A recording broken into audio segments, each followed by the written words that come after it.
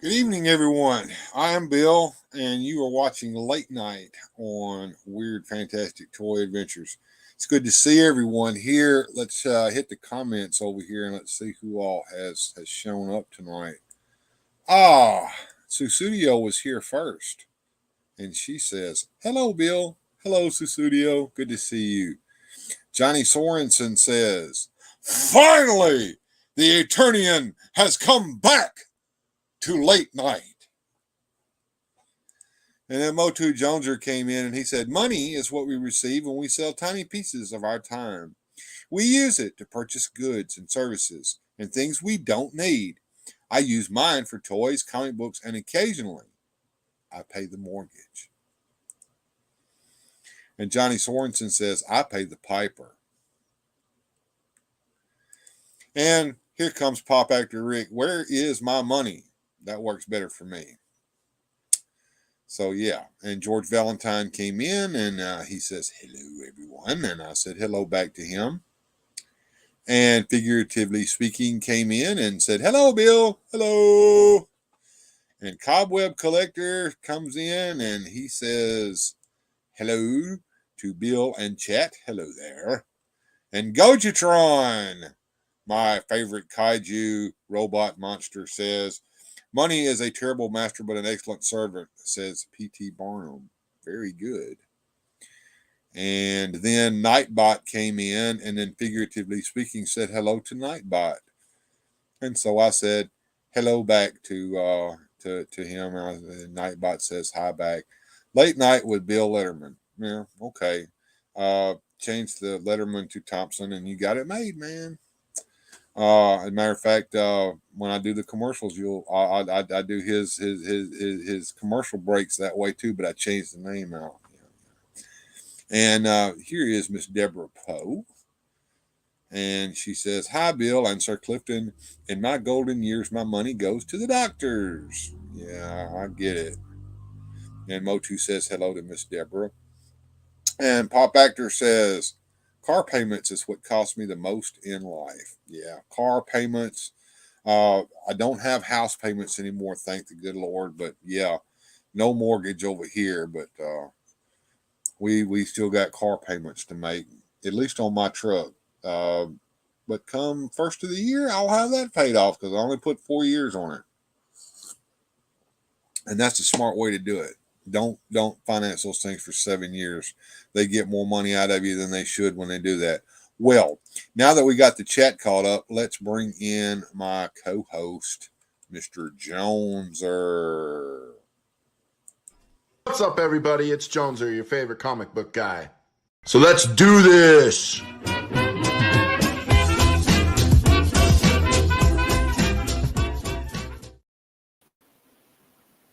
What's up, everybody? What's happening there, Joneser? Not much. You know, it's funny, the audience on YouTube can't see it, but I bet Bill or anybody backstage can see me do my little dance when the Joneser music starts. I like that little janky tune. Did you say that you never could figure out where that came from? Adam did. Adam figured it out when he was trying to make my intro because my son made the original intro, Right. and of the music, it had like an intro generator app on his phone. And of the music available, none of them really fit what I wanted. And then I heard that little, like, seemed like an old timey ragtime. Yeah, jazzy, exactly. I mean, I love it. So I was like, you know what? Let's do that one. It sounds fun. Whenever I hear that little tune right there, I always think Motu Joneser. It is. I mean, it's your signature tune, man. You know, I hope I never get pegged and the original owner of that song finds me and realizes I've been using it for years. And it's like, hey, well, it's probably stop doing that. Free. It's probably royalty free and everything. But I mean, I couldn't tell you. I don't know what it is. Well, if you haven't been dinged by the freaking YouTube, I had some royalty free music on some of my old live streams. It was called Rise the Sun or something like that. That, you know, at the beginning before the I actually come on, while I'm waiting for everybody to queue up, you know, I always have the waiting music that plays at the beginning, different music. Well, the Rise of the Sun would play sometimes while my counter was going down originally. Every one of those passed the review back in the day. But as soon as I got monetized, whoever owned that has been going and pegging me one by one on those about once a week. I don't know what's got on it or not, and I'm not going to find out. But every time he pegs me on it, I just go and mute it and then move on. You know, and here's the thing. I doubt there's any person behind that. I'm sure it's an AI. It probably is. You know, there's probably a computer algorithm that's figured out how to sense that, and then that's how it happens. Well, I'll tell you what to do, guys. If you want to have the bejesus scared out of you, get on YouTube and watch all those videos about what AI is going to end up being and how it's going to kill every damn one of us before it's over. Dude, I just used AI to make my eBay listing. I've been selling some stuff on eBay, and they had an option to have an AI write the description for my sale. And I was like, well, they said it could save time. And I was like, fuck it, let's see what it does. So I'll push the button. Dude, this thing was so professional and so right on, and you can edit it and fix it to how you want. I was like, that's better than anything I could have came up with. I'm going to use that. Yeah, well, here's the thing. That's what the writer's strike is about in Hollywood. That's what it was about to begin with. And that's why the actors are striking with them, because they don't want to be replaced with AIs. But here's the thing. I wouldn't mind if they did get replaced with AI. Well, the AI might actually be able to write a good movie. Maybe the AI can write a Batman movie that I'll actually want to watch. You know. Speaking of which, one of our friends of the channel that's always coming on with us occasionally as a guest, Mr. Johnny Sorensen, he plays with that all the time. He gets the AIs to write poems and stories and stuff like that, and that shit is funny as hell too. Yeah, you know, it's funny. I seen a thing when they were new. Like now they're really caught on. But when years ago, I fed all the information about Superman I could to an AI, and this is what it wrote. And it was comical. You know, it was like, you know, Lex Luthor ties Lois Lane to a train track, and Superman saves the day at the last second. And Jimmy Olsen took pictures, and Old Polly G's, and Great Caesar's Ghost, and it didn't make sense, but like you could tell it was fed a lot of information about Superman. I was watching videos with my wife the other day, and there's all these faceless channels that they use the AIs to do the voiceovers and write the scripts for and everything. And I told my wife, I said, you know, this is an AI talking, right? She goes, really? And I said, yeah. Notice how every time it describes something, it uses the same words over and over and over again. It's tiresome, and I couldn't watch it. You know, Napster. Yes, Napster. Look here. I was using Napster till the government jumped in. But I mean, we were watching Mandalorian, and the actor that plays Mando on the show, he was pretty funny. He was like, you know, I'm going to do the show until Disney replaces me with a CGI version of myself, like they do with Mark Hamill. And I was like, don't give them any ideas, Pedro, because you're already not in the armor, and we know that. right? You know who's in that armor, right? No, I don't. The one who walks around with the armor on is John Wayne's grandson. And do you know why? They hired him to play Mando in the armor because he knows how to walk like a cowboy. Well, yeah, dude, if you even hear the music, it's basically a Star Wars it's Western. A spaghetti Western in space, Jack. Yeah, completely. And Radical Toy says he's having so much fun. His Wind Raider has arrived in Toronto. All right, nice. Man. And OBS is here. OBS, did you get something in the mail? Tell me all about it. And right here we have Gojatron saying AI will be fine, said no science fiction writer ever. Well, not only that, but the people who are creating the AIs are warning us. Do not let these things get out of control. Do not give it too much control. I mean, the one that got me was they had Chat GPT-4 over here, and they had the Google bot over here, and they made them talk to each other. Oh, that was scary as fuck. I just finished watching Andrew Clifden. He's real. Okay. I'm not sure if I know what that is or who that is. No. What toy has you so excited? Adam wants figuratively speaking to know. And OBS says, yes, I told you last stream. Thank you. Yeah, you did. But I just wanted to do it again because there's people who watch this stream that don't watch my Sunday stream because they know that this is not the toy stream. The Sunday stream is the toy stream.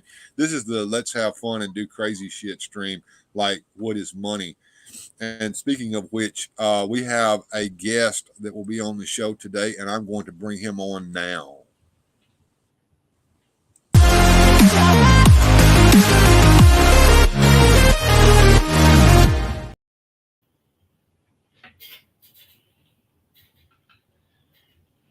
What happened? There he is. What's up, Sir Clifden? Long time. Hey, everybody. No see. Yes, sir. Yes, sir.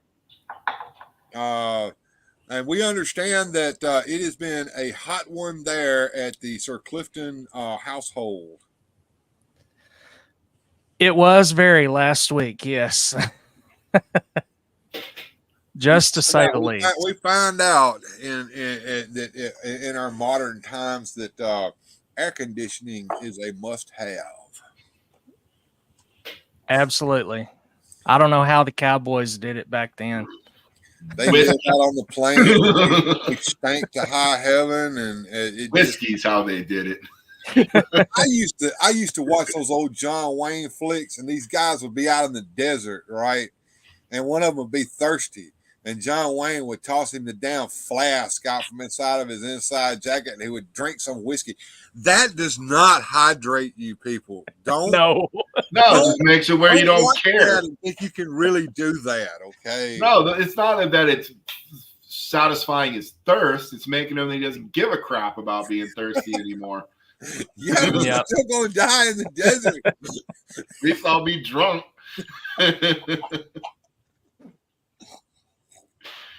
Oh, that's great. What kind? Al, I seen you put my mom up on the screen earlier. So, hey, Mom. Hey, Dad. Yeah, she hopped in. Did Mr. Benny come in? I did not see him in the chat, but if he did, hey, Al, I bet he's watching. More than likely. What kind of money? Green cash or the global credit crap? We'll find out when we watch the video later, but right now we're just going to freestyle for a little while and just kind of hang out. We haven't had Sir Clifden on the show in a while, and we just kind of want to just have some fun here. I often wonder how Cowboys handle the two pull. I don't know, but, Doc Holliday, that's what he did. That's what his doc was all about. Whiskey was the solution to everything. Are you poor? Whiskey. Are you hot? Whiskey. Got a bad tooth? Whiskey. Woman freaking left you? Whiskey. Bullet wound, pour whiskey in the wound, pull the bullet out, and then drink some whiskey. Exactly. I actually watched a YouTube video here last night, and it had to do with the hygiene back in the Old West. And wow, that was pretty enlightening. A friend of mine had a little cousin that lived with him. I'm not going to name any names, okay, but he had a little cousin that lived with him. The little cousin was like a drug addict and an alcoholic and everything that you can imagine that comes along with that. And he would hang out in the streets and come home beat up and all of that.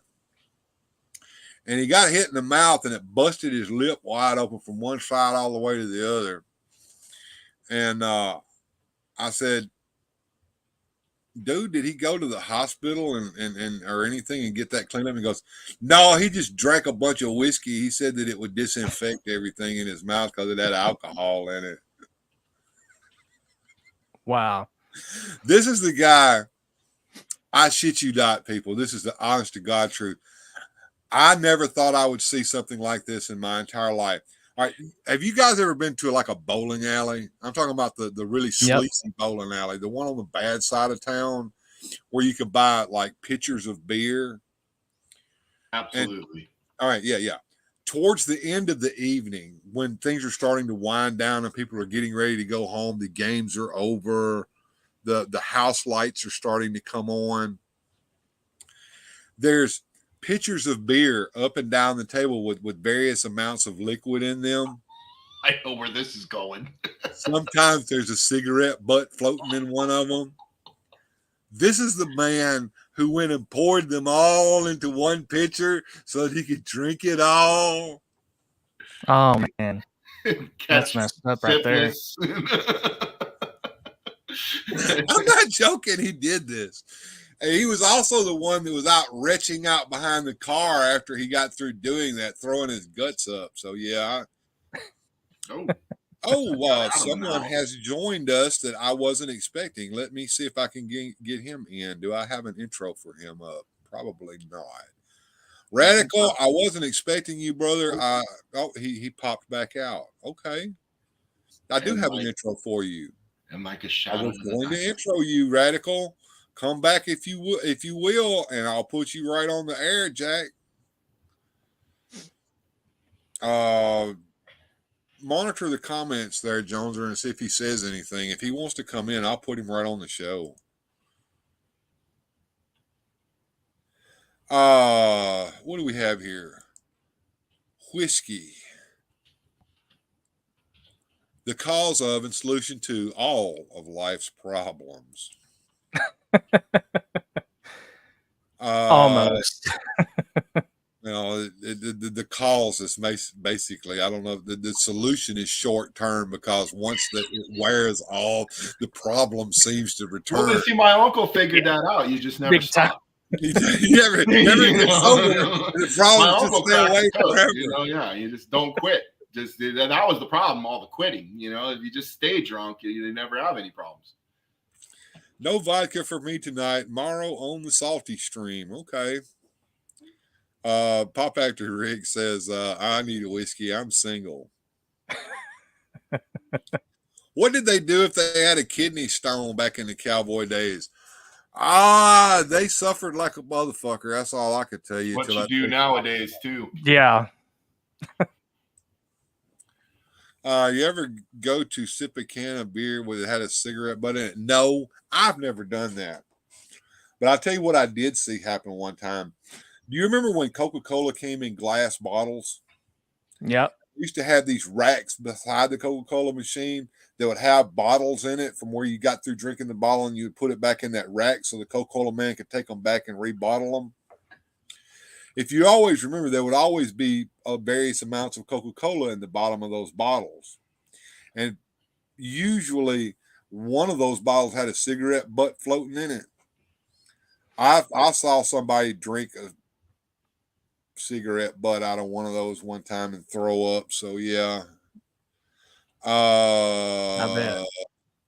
Deborah Poe says, in old westerns, under the armpits to keep from being ripe and stinky. Okay, I guess you put your alcohol.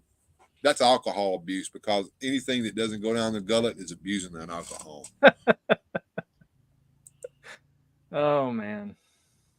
And I threw up immediately. The cigarette butt in the beer. Yeah. Say, Bill, my camera isn't working. It says it needs to change in settings to enable. Okay, so once he gets his camera set up, he'll be back, guys. So we're waiting on Radical to show up. I want to see what he's up to. Hey, guys, Miss Jennifer. Joneser, I saw you nodding. It happened to me. It sucks, man. I was a teenage lad at a party in San Diego, California. It was a rich person's house. There's like a bunch of, the rich kids' parents went out of town, so they threw the mandatory party that was supposed to be just a handful of people, and it ended up hundreds of people and out of control.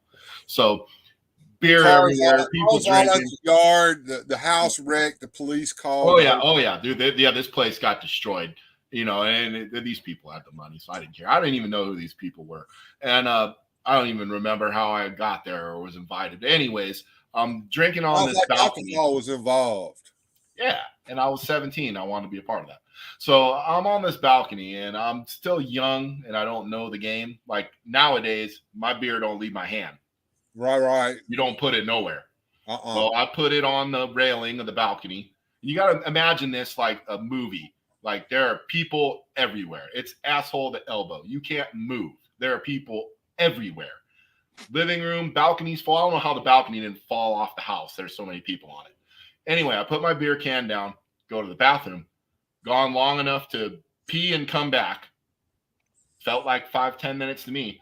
Pick my beer up, take a drink, and I feel 3 solid things slide down my throat. And I knew immediately what it was. So I throw the can, which hits somebody. I push people out of the way and hang over the balcony and throw up over the people all below. Oh, man. I would have hated to have been one of those people. Did somebody slip you a roofie, man? No. It was cigarette butts in there. But here's the thing I always worried about, and that it was a bad thing back in the day at the little juke joints around here was people would like to slip you a Mickey in your damn drink and then sit back and laugh at you when you got all fucked up from it. Yeah, I've never been drugged like that. I usually did a pretty good job all by myself. Nobody needed to help me along. Let me catch the chat up real quick. As I suffered twice for kidney stones, still no help. Well, you could tell them all about that, huh, Jones? Just did it again, just over the weekend here. I've got 3 in 2 months. Is Back to the Future 3 considered a cowboy movie? I would say yes. Mad Dog Buford. It kind of has to be. Yeah. My sister found a frog in a Dr. Pepper can years ago in the can. And here's a quick one on that to follow up on that. I was a kid and my dad wanted we drank Pepsi back then a little bit. He wanted a Pepsi. So I go to the fridge, open it up. And the first one that I get, I kid you not, guys, it was split open. And this was all new. I don't know how nothing spilled or anything when it was bought. And it never got caught, put up. But the can was split open. And inside that can was a damn dead rat. And we have never drank Pepsi ever since. That killed that. That's a true story. I can only imagine. I'm a huge Dr. Pepper. The case had never, the case wasn't busted open, nothing. And it was a can in the middle. So it wasn't like somebody sliced it or anything like that. Something happened at their distribution or whatever, whenever they were canning it. But OBS says that labor pain is worse, but stones are close. I've always heard it the other way. Had kids, she would know she's had kids, but I have heard that it depends. I've heard it the other way, but I mean, I've never had given birth, so I can't comment. There's nothing for us to compare it to. No. And of course, worst pain I've ever felt. We're not trans women yet either. So I mean, don't you know that today's woke society says that if you decide you want to be a woman, now you can just by saying that you are. And once you do, you can do everything that a woman can do, including give birth. Well, I think that's just people are pretending that. I think people are. I think that Albert Einstein was correct when he said that there's only 2 infinite things: the universe and the stupidity of man. And he wasn't so sure about the universe. Right.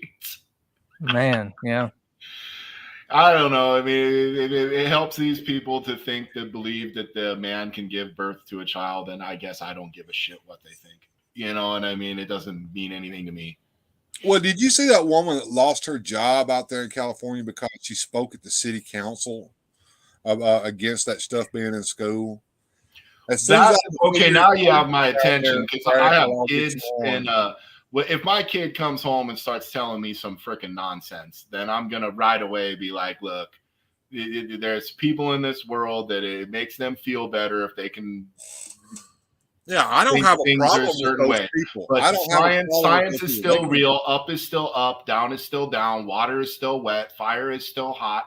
Man is still man. Woman is still woman. And everything in between that is just whatever you want to say it is. But you know what I mean? Space is still space. Dirt is still dirty. You know, like, I agree. Yeah, to help people to understand though what my reasoning is on this. All right. First, I don't care if you want to play pretend. I don't hate you for it. You can do whatever you do. You okay? Just do you. But here's where I have a problem. Don't come after my kids. Shoving it down your throat. Don't shove it down my throat, and don't try to indoctrinate little children. Let them be little children. Let them decide for themselves what they want to do when they come of age. agreed. And Miss Jennifer says, I still won't drink. I still don't want Dr. Pepper ever again after that rap. It'd have to be 50 frogs in there to get me to stop. I love Dr. Pepper. Kidney stones are no joke. The worst pain, says Miss Jennifer. Radical tried to come back in a minute ago, but his device never connected, so he popped back out. He may or may not be on, folks. He's having some issues, apparently. That is evil.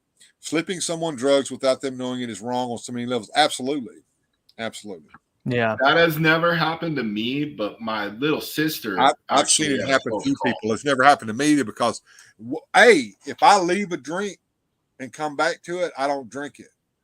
If I do leave and I have a drink, someone is watching it, either one of my brothers or my wife. Right. And I had a brother. His name was Spook. He's no longer with us. He's now with the good Lord. But Spook had a glass eye. And when you told him to keep an eye on your drink, he would take it out and put it on your drink. My sister had a scare. She's at a bar with some girlfriends, and she come back from the bathroom, drank her drink, and she knew something was wrong. Like she could feel. I would go stick my finger down my throat in the bathroom. She'd only had 2 drinks, so she knew something was up, and so her mind went, "Find people you know, get the fuck out of there." So J80 Hobbies in the house. Good evening, man. Go ahead, Gonzer. She ends up finding her girlfriend's boyfriend, and she knew him for years, and just said, "Hey, something's wrong, something's wrong, something's wrong." And they got her out of there, put her in his truck, and left. And the guy was like, "Yeah, it wasn't even a couple minutes. She was like a rag doll. She don't remember nothing. She woke up the next day, but luckily she found good people." A month later, the bartender at that bar, him and his buddies got arrested for good for them. They needed to go to jail. Girls and their ass whooped before they went there too. Doing what people hang on to that thought there, Joneser.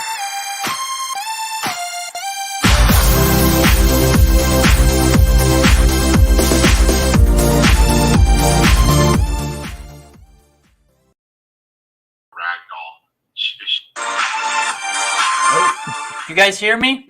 Yeah, but you got the mute your YouTube or whatever. There's an echo. You guys hear me? Yeah. Why am I getting an echo? I can't hear you. We can hear you. Yeah, we can hear you, Jack. But we also you can hear me though. You can hear me fine. Yeah, okay, there was an echo there for a second. I might have to get you going. I want to say I had that earlier when I had YouTube or whatever. Do you hear an echo? Yes. Okay. I can't hear you guys on the desktop. I can only hear if I have my phone on. That's the only way I can hear you, but it's not working on my phone. There's a delay. I can see you and I can hear you in real time, but there's also an echo delay. It's like a 2-second, maybe 3-second delay. I don't know if he's hearing any of what you're saying to him. Yeah. We can hear you. Yeah, we can hear you, Jack. But we also You can hear me though. You can hear me fine. Yeah, there was an echo there. It's live, folks. It's live. You're hearing the echo, aren't you? Yep. Yeah, I don't know. I can't hear you guys. You guys can hear me, but I can't hear you at all. Tell you what I'm going to do, Adam. I'm going to put you on mute for a minute. I might have to drop back in because I can't hear you. I'll try to get it working on my. I don't know why I can't get on. For some reason, I can't get on with my cell phone. So get in the private chat Get in the private chat with him, Jones, or I'm going to take him down, but I'm going to leave him up, and I'm going to mute his mic, and you get in the private chat with him. Tell him they're not hearing an echo. They're saying they're not hearing an echo, but you guys are hearing it because it's coming from my cell phone. That's the only way I can hear you. I can't hear you any other way. Tell him to check. I'll try to figure it out on my cell phone. I'll come back. I think he's took himself out. He's gone. He's having technical difficulties there, folks. We'll get him back here in just a second. Pop Actor Rick pissed out a kidney stone, burned like hell, and he named it Rocky. Right. I believe it. And I tell you what, that shit hurts. Yeah, I'm becoming a bit of a veteran of them. I'm starting to think that's all my body does is produce these things. Let's see what Jennifer says. Something here. Let some man take the period pain. I swear they'll give up their feminine side immediately. Well, here's the thing about people like Dylan Mulvaney. Dylan Mulvaney, that's all an act. Okay. Dylan Mulvaney is making fat stacks of cash, or at least he was until he screwed up with Bud Light. But Dylan Mulvaney, that's all a money grab, folks. All that days of girlhood crap. He's not really doing anything truly because he hadn't had the bottom. Get the bottom surgery, dude, and I'll believe every word that you have to say, Jack. But until then, well, you know what? No, I'm not going to go there. I had something good to say, but I'm just going to keep that to myself. Some of them say they have period cramps, but it's really a side effect of the meds they're on. No, it's the second part you said. They are all mentally ill. Yeah. I bled today. Where'd you bleed from? Your ass? Here's the thing, like Jen was saying about the period cramps or whatever. It's like, women go take that in stride, and with dignity, and then just work it. Whereas, like, if that happened to a man, I'd be screaming, oh my God, it's bleeding. I don't know what to do. Somebody fix it. There's no way. I had a friend of mine in the motorcycling world, and I hear you. Hey, you hear us. Good. You're third time's the charm. It's kind of like the audio is not the greatest here, but I can hear you at least. Well, your audio sounds great. But what I was telling Joneser was I had a friend of mine. Well, he was an old motorcycle guy, okay, and an old biker. And he pulled me off the side one time, and he was looking over at the old ladies who were gathered up over there having their little hen party while we were partying over here. And he goes, "I'll tell you what, son. Anything that'll bleed for 7 days straight and don't die, I don't trust."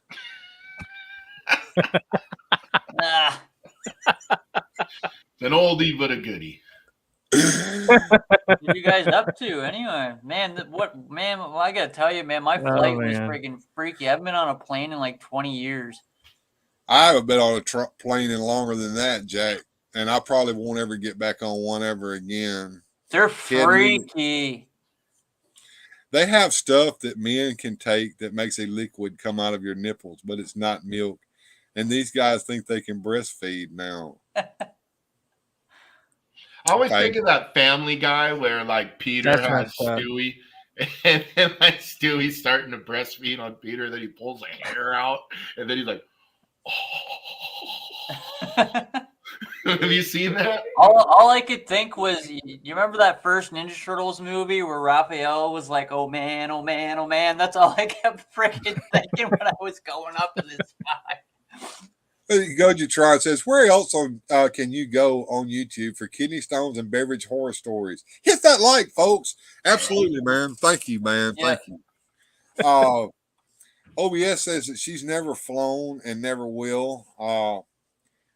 You know what the Lord said, right? He said, lo, I am with you. He said nothing about up on high. So there you go. You know what? I guess I cracked the code, man. I just get a book and I sit in the plane and I start the book on chapter 1.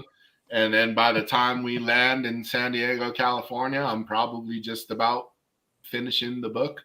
You know, it's a good 3-4 hour flight. And I don't really notice much of anything. I would tell you guys a story that would tell you how long it's been since I've flown. The last time I flew, my carry-on luggage was a paper sack,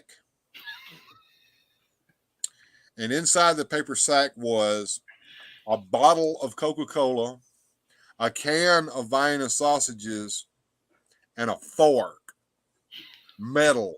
Wow. Now, tell me how long ago it's been since I've flown. A long time. Did you even have to show Long ID time. to get the ticket? Nope. People can't believe That that. had to be in the 80s. Yeah, there was a time you didn't even need to show an ID to get it was actually in 1998. I flew to into Chicago. It wasn't O'Hare Airport. It was the other one. Flew into that airport, and I got a taxi cab and went to the hotel where they were having a science fiction convention called Visions 98. And yeah, I sat on the airplane. The man and his wife sat there beside me, and they were from the South as well as me. And we had a nice little conversation. And as soon as we got good enough in the air, I got me a snack, my Viennese, and I was eating Viennese and drinking my Coke. And he said, "Man, you came prepared, didn't you?" And I said, "Sure did." Man, I don't know how the guys fit in those cubicles that are like the washroom, because like I'm a thin guy, right? And I could barely fit in there. I can't imagine somebody that's 400 pounds fitting in one of those freaking washrooms. Andre the Giant went in there.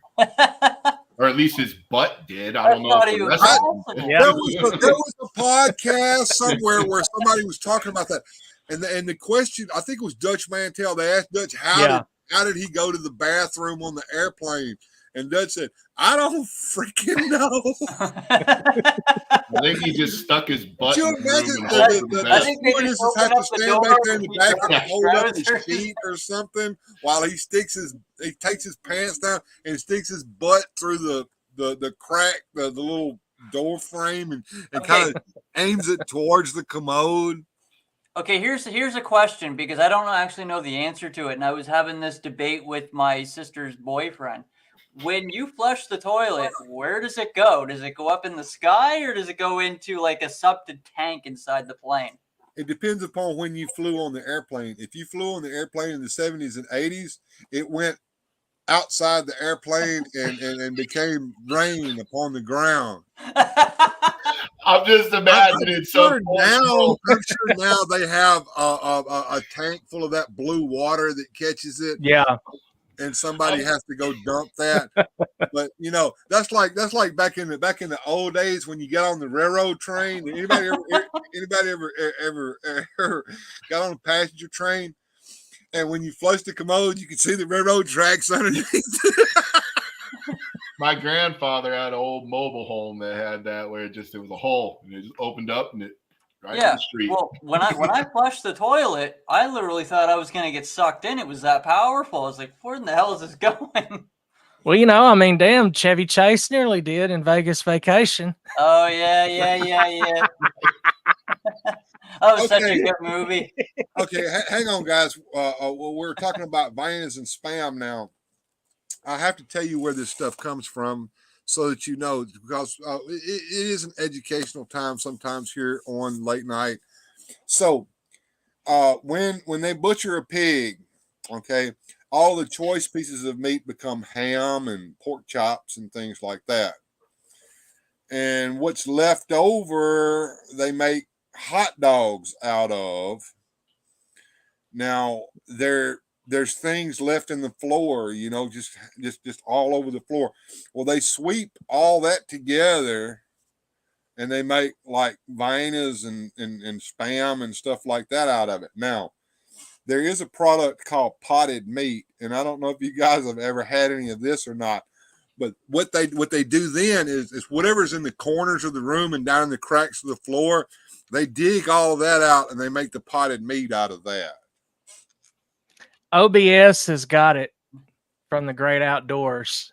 That's last comment. I popped on that. That's my favorite movie of all time. That is a good. Are we talking about Lampoon's? Not the Christmas Vacation, but the one that came before it, the European one.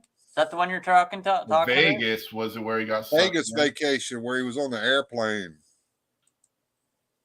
They went to Las Vegas. Oh, that one. Okay, Vegas okay. Because vacation. they had different ones, right? And the kids were different in every one of them. Yeah, they were. It's They like either got older or younger, or it got weird. it was usually the same wife in it, though, right? Yeah. I don't know. They just got a Beverly new family D'Angelo. every time, or just adopted different kids with the same name. We were talking about that, Ted. Me and Jones were talking about that before the show. Yeah. Yeah. Okay. I don't know what she's vomiting over, but I think it was probably Probably the flying. potted meat, more likely. Either that or the Yeah, I think so. poop flying out of a plane in the 70s onto some poor guy mowing his lawn. So where does it go now? Does it get flushed into like a septic They have tank? they have a septic tank down there with that blue shit floating in it, and then when the plane lands, the poor guys who work out there at the airport have to go and dump that out. They probably dump it right out on the tarmac for all I know. Man, they get better pressure on the plane than they do in my household. Must be nice. I don't know if things have changed or not, but I distinctly remember how hot it was in the damn plane while you're sitting on the ground in the little line waiting to get up in the air, and you don't feel any relief until the plane gets up into the air. Why can't they blow Feel that way on you while you're waiting? It was actually pretty cold once you're up in the air. Like it was cold. Well, dude, you live up there in the Great White North, though. Yeah. True. Yeah. It is pretty cold up there in general, but yeah. What's Ted saying here? Look, kids, Big Ben Parliament. Mm-hmm. European vacation was on plane. And Sir Clifden and I ate the recalled Vienna. We were huge fans, but that is now a no in our home. They recalled Vienna sausages? Yeah, about probably 4 or 5 months ago. Tonight's show is better than the Discovery Channel. Thank you, Coach. Educational and disgusting. I'll just tell you that the consistency wasn't there on the Vienna sausage. The smell wasn't there. The taste, it was just I can't describe the taste. It was horrible. I'm surprised that you ate them if they didn't smell right. If they don't smell right, I don't eat them, but I do eat Vienna sausages sometimes for lunch. Yeah. But you know, when I open the can up, well, here's the thing: there's several different brands. I think Brian is the one that I like. Brian brand Viennas, but there is a brand called Libby's. I wouldn't touch those with a 10-foot pole. And then then there's the ones with the little boy on it. That are supposed to be like smoked sausages, Vienna sausages. Don't eat that shit. Don't. That's nasty. There's been so much crazy. Yeah, this was the name brand, the good kind. You know. I didn't know that they had recalled those. Yeah. Great. Oh, here's the question: who here has eaten Vienna sausages? Well, I didn't hear. I could barely hear you. Have you ever eaten Vienna sausages? No. Okay. Well, Joneser and Poe have. All right. Do you drink the juice or do you pour it out? Pour it out. I pour it out. No, you got to drink that shit. You drink it, and then you pull the Vienna sausages out and you eat them. No.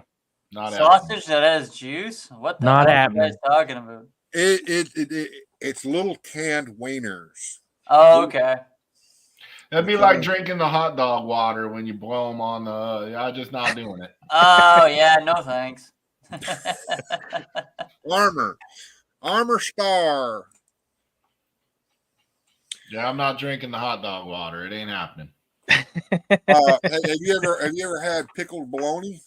I have. I actually like that. But I'm a bologna connoisseur. I love bologna. I like fried bologna if that counts. Yeah. Well, I'll tell you something that's a delicacy down here in the South is barbecue bologna, smoked. Ooh. Yeah. Well, anything's good on the barbecue. You cook it right. Yeah, absolutely. Figurative Speaking likes beanie weenies. I do too. Beanie They weenies. sell. Never heard of They those sell either. beanie Must be weenies. the They sell States beanie thing. weenies. It's pork at and Dollar beans with the weenie in it. Oh. And Basically. the weenies that are in beanie weenies are Vienna sausages. Yeah. Oh, okay. Yeah, I'm a Oscar Mayer pack I of was gonna say the bologna only with wiener I know is Oscar Mayer wiener. I'll go Oscar Mayer pack of bologna with some Kraft singles cheese and some Miracle Whip and a loaf of bread. Man, I'm good. That's all I need. Oh Is Oscar man. Mayer spelled with an A or an E? What? My bologna has a first name. It's OSCAR. Keep going. I My have no bologna idea. has a second name. It's JONESEREZ.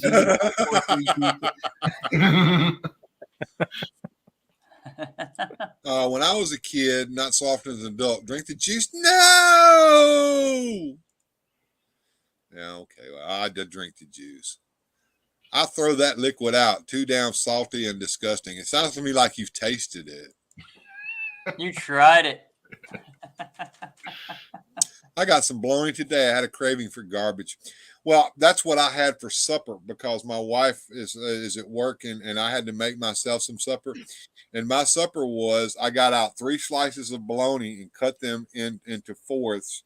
And then I got 3 slices of cheddar cheese and sliced them into fourths. And then I got good cracker Ritz. And I made myself some cheese and bologna crackers. Yum. What Goji says, sorry, Bill, drinking the sausage juice is where we part ways.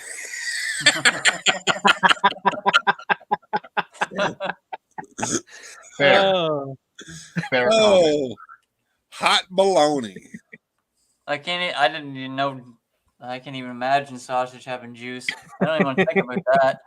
I would comment on that, but I'm pull gonna up a stop right browser there. window and show him what we're talking about so he can. I'm sure they sell that shit up there. They I've never sell heard it of it, everywhere. man. Got to. Maybe they do, but I've never heard of it. Susidio says, I've had the pickle sausage and hocks. I'll tell you what, have you ever had souse? I don't know if I have. You don't know what souse is? I don't think I do. I think it's just something distinctly Southern. I've never eaten this. It's some kind of a meat loaf that they slice up and make sandwiches out of.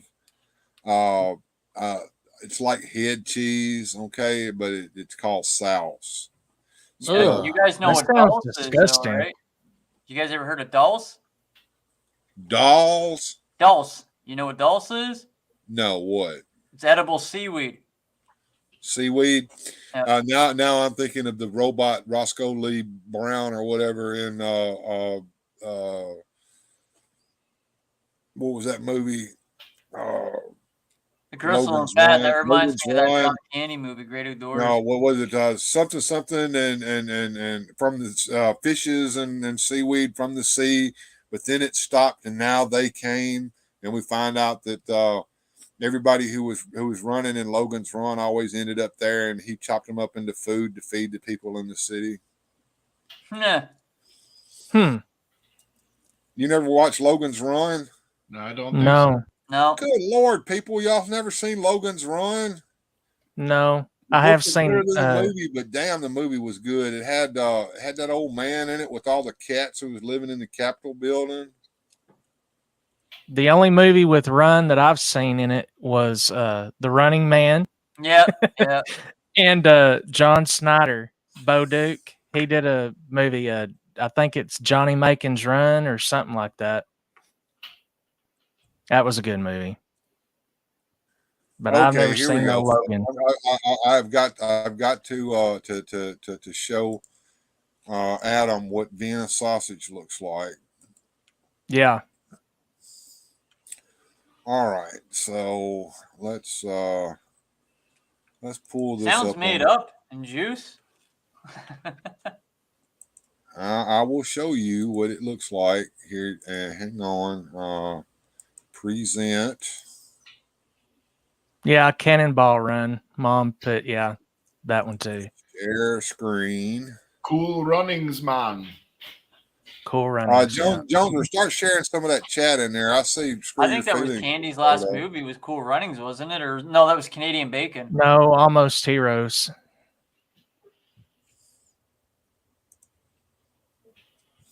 I remember Logan's. I never heard of it.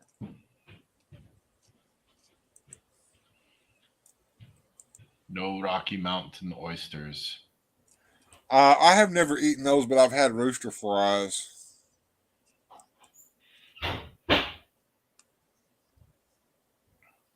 OBS likes your logo. They don't even look like. It doesn't even look like sausage. It looks like spam. It's best not to think too hard about what it really is. It ruins the experience. It looks like spam, and it looks like rolled up spam. That's probably about accurate. That's as accurate as it gets there, probably. I think spam has probably got better cuts of meat in it than this does. This probably has. What does it actually taste like? Vienna sausage. It tastes like little Vienna sausages. Is what it tastes like. It has a taste all of its own, my friend. Yeah. So yeah, that's what we're talking about there, Adam. Because it ain't sausage. Okay. Well, this is the good shit right here. This is the Armor Star Vienna sausages. These are actually pretty good. Now, let me show you what not to get. Okay. Let me show you what not. Like Jen's reliving her memories of it. Yeah, she is. Rations probably taste better than that. Okay, this is the kind of shit here. All right. You don't want to eat chicken Vienna sausages. That little you don't boy want to eat this. like You don't want to happy. eat this, okay? You don't want to eat this. Don't eat this shit here. But I'm going to tell you, it's got kidneys and livers and all of that. All the stuff that doesn't go into what we eat right there. Now, what is the other thing that I was telling you guys about that you've never heard of? Rick looks like a happy kid on the can though. Ain't fooling me any. Hog's head sauce. Yeah, here we go. Let me show you what this looks like. Hey, there's Christina. These are wonderful cuisines from different parts of the world that you've never seen before. Let's see here if I can share this tab. I don't mind sardines, like regular sardine. Ooh, what's that?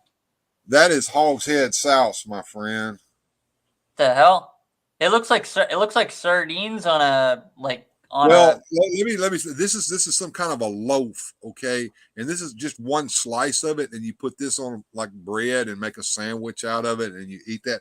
Now, I knew this fella, but we called him T-Boy, okay? And it was like in the middle of July, maybe getting close to August. And down here at that time of year, it usually gets a little over 100 degrees outside. Now, generally, this sauce is kept in a refrigerator.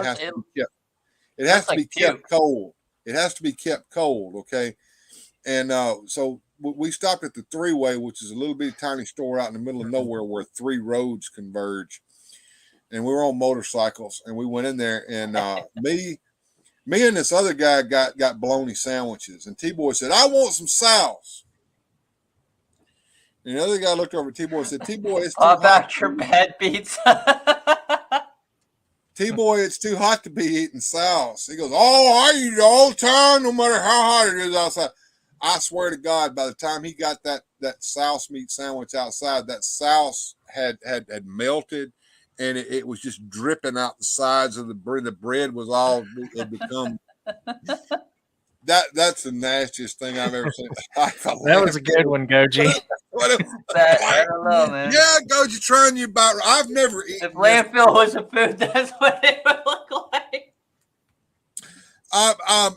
He's about right now. My grandmother made me go and get some of this one time, but she wanted the hot. There's mild and hot. And I think the hot has kind of got the spicy peppers and stuff chopped up into it. But I've never eaten this. the fact that it's called hog's head sauce Man, I wouldn't eat that, let alone lick it. tells me everything that I need to know about that. I'm a brave person. I'm a food person. I'm a kind of person that would try anything once. I'll even do a no thank you bite. You know, like that's me all over. How about some of that niece's sauce right there, Jones? Or you think you would try? Let me get that up for you. Let's see what's in there. Pork broth, pork skins, pork tongues, pork hearts, vinegar.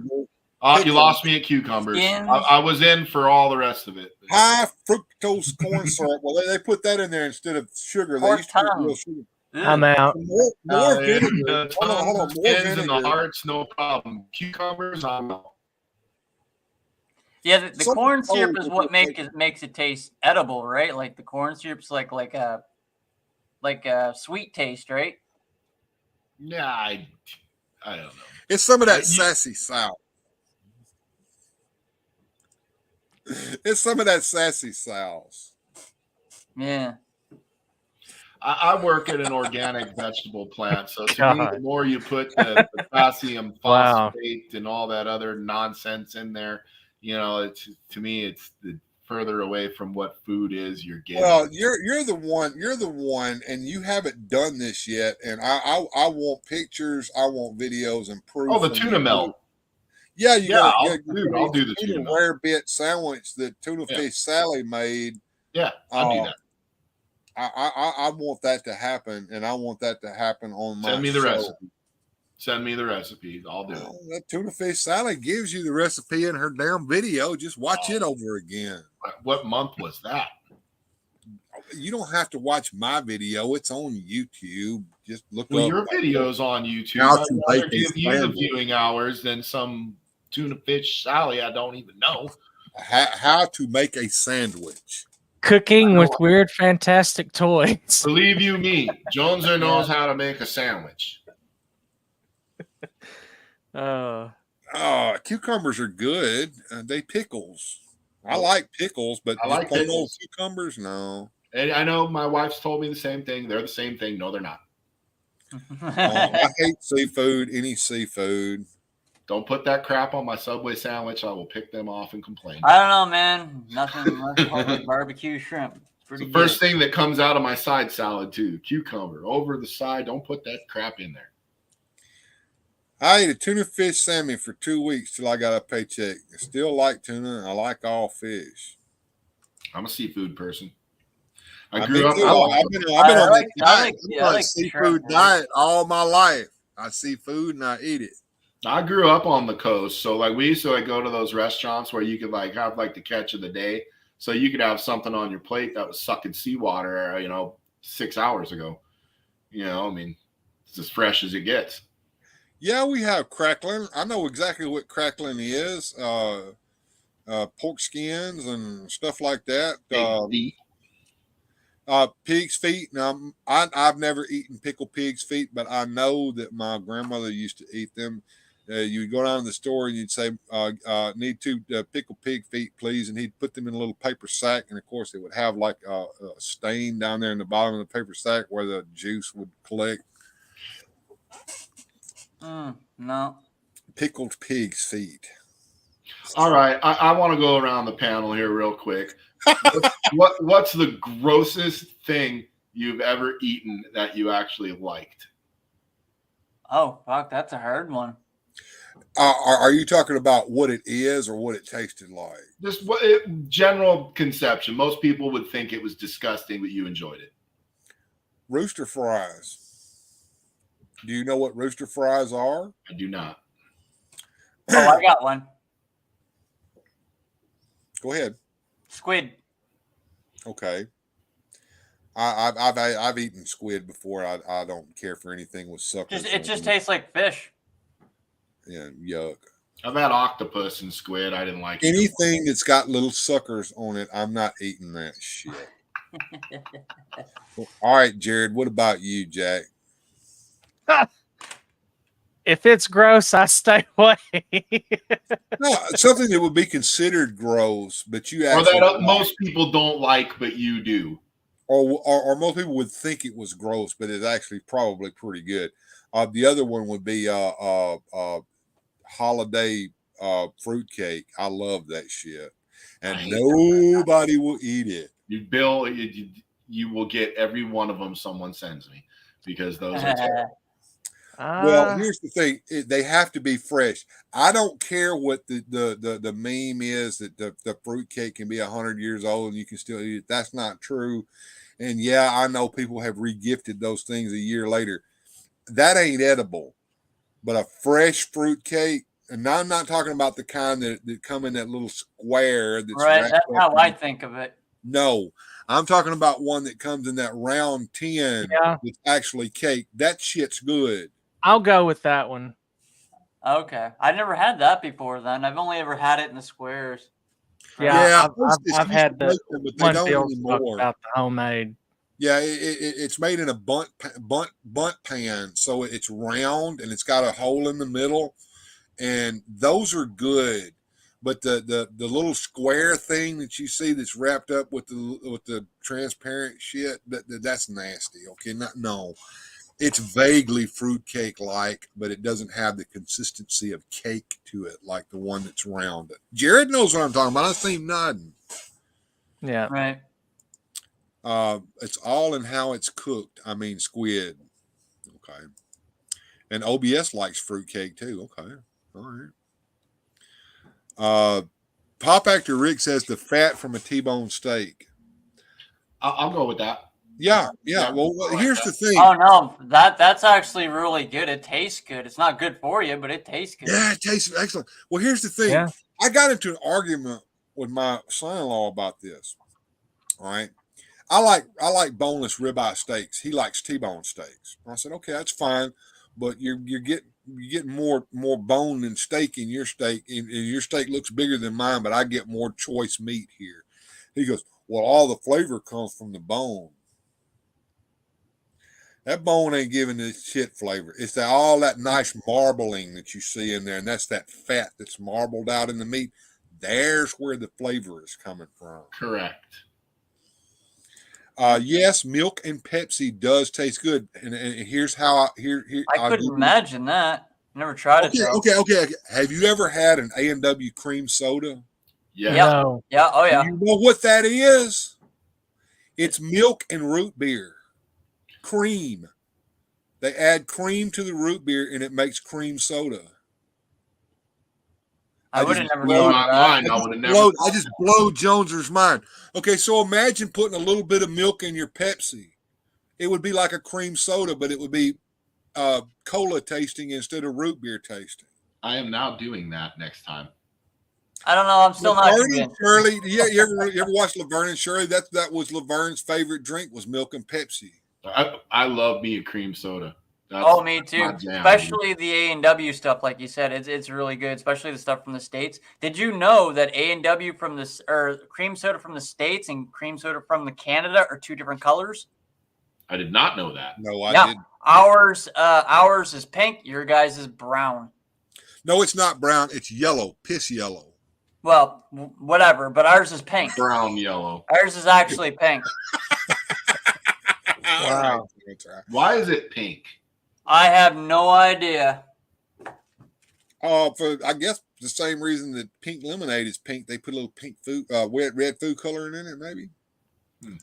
Must be Maybe. the artificial flavoring. I don't know. Well, I don't understand why it'd be pink there and brown, yellow, orange here.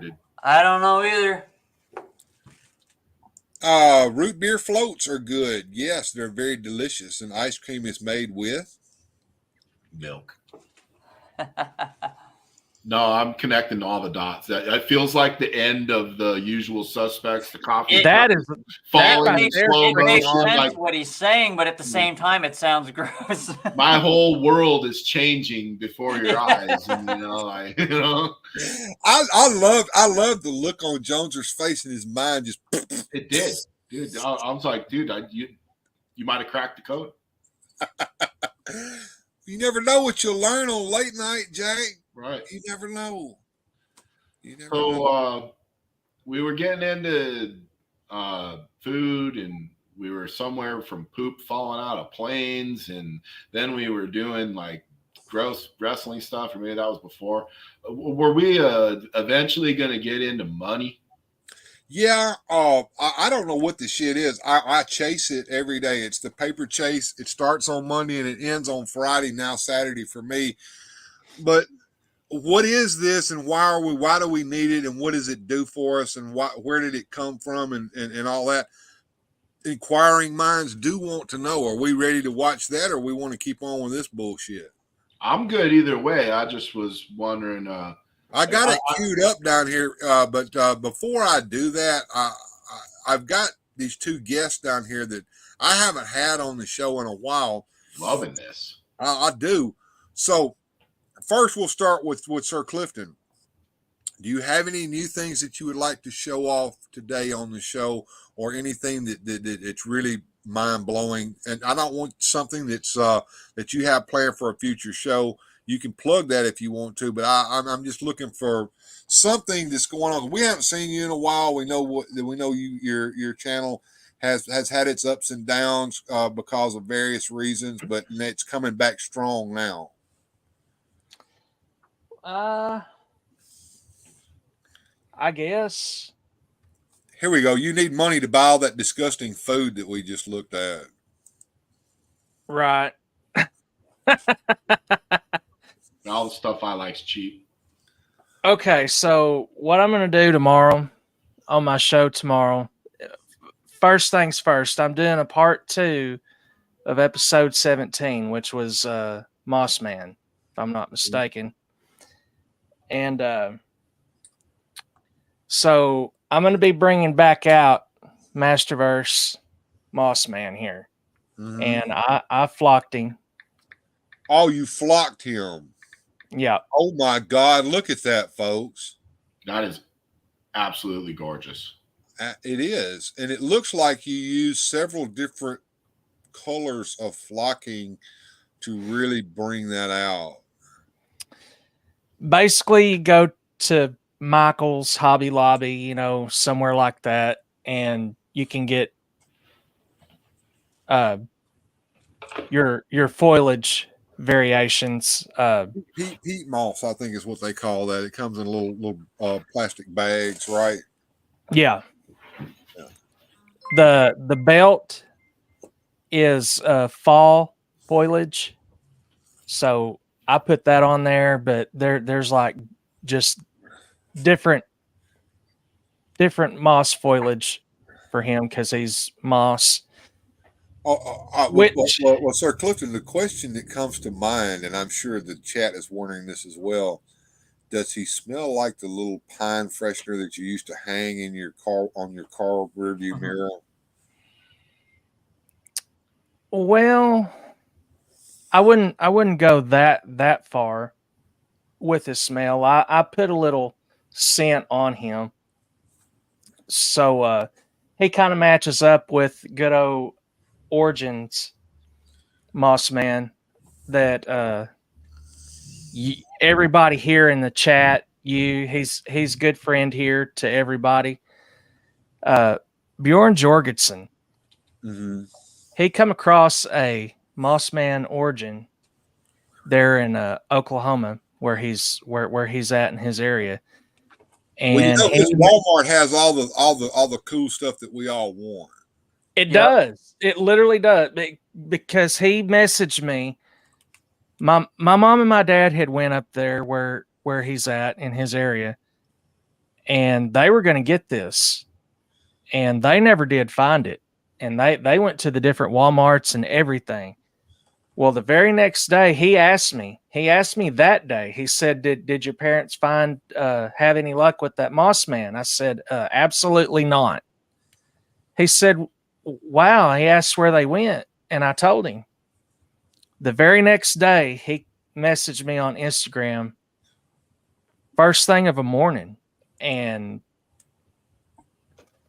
y'all don't believe me. Here's the box right here. a friend of mine, Axion of Axion Figures here on YouTube, found me one and sent it over here. Yeah, that's a cool figure, and I've taken mine out and set him up and everything, but I ended up putting him right back in his box again. I think I'm going to store him in his box. I'm doing the same thing because JD Hobby sent over mine, and I'm afraid to keep him out because I'm afraid because what I don't know about you guys, but my flock panther collects that dust and it just builds up, and I'm afraid the same thing will happen to Mossman over time. So I'm putting mine back in the box. So y'all are probably asking, well, Sir Clifton, why do you have him out of the box? Well, you can see this head right here. This is the only thing that I removed out of the box. Bring it up a little closer so they can see that. We got this head, and he is just like the top right here. Wait a minute now. That doesn't look like the head that's in mine. Oh, absolutely you not. The side of it. You flocked him and made him look like he kind of got a bald spot up front. He looks like vaguely like a Klingon, a green Klingon. Well, he kind of looks like Joneser if Joneser would paint his face green and his beard a green color. But no, I got nicer teeth. If Joneser, it's comparison time. It's take some damn. Let's say it's comparison time. It's comparison. Oh, they come from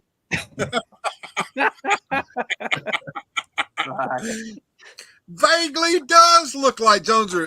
The squinty little eyes, the beard and mustache, and the bald spot up front. Absolutely. So that was my deal. I wanted to make him a little bit different from what we're used to seeing. You know, everybody's complaining.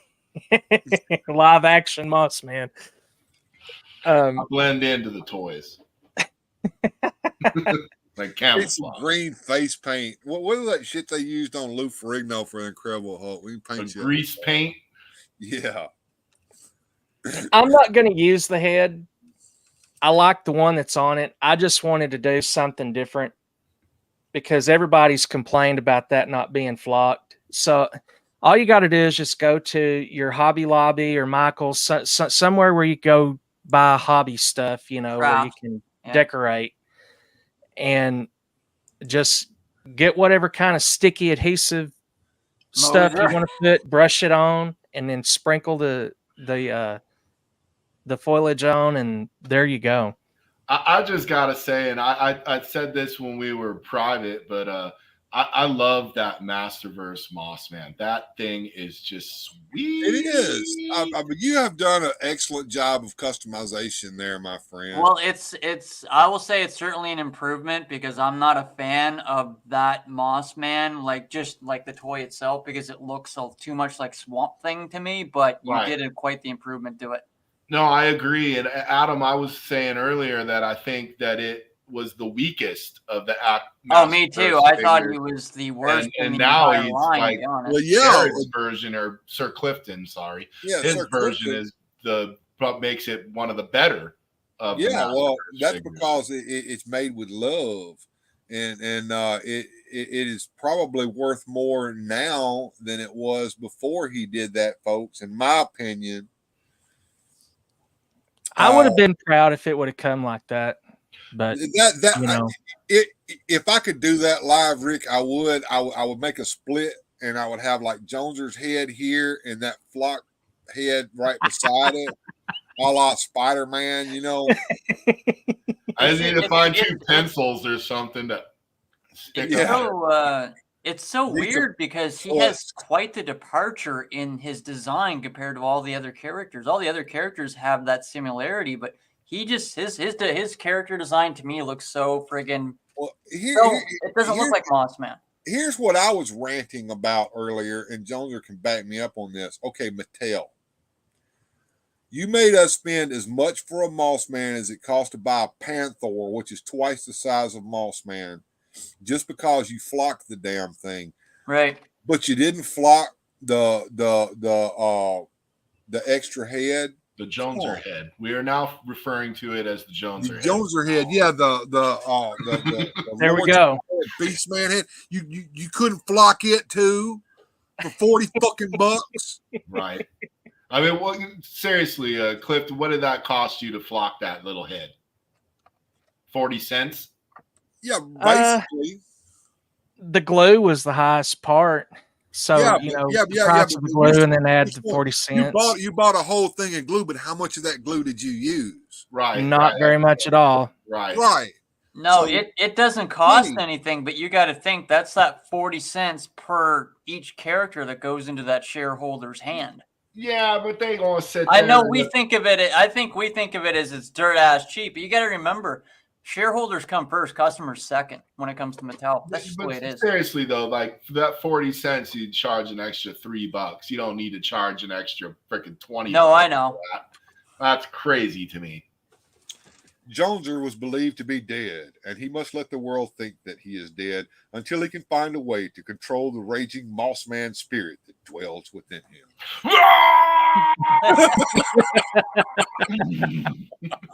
He's alive.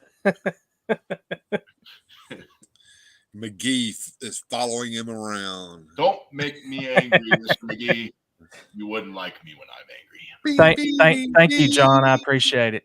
Ding, ding, ding, ding. Yeah, no, we got to have the sad walking away song where Jones is hitchhiking and no one will pick him up because he's green and has blue teeth.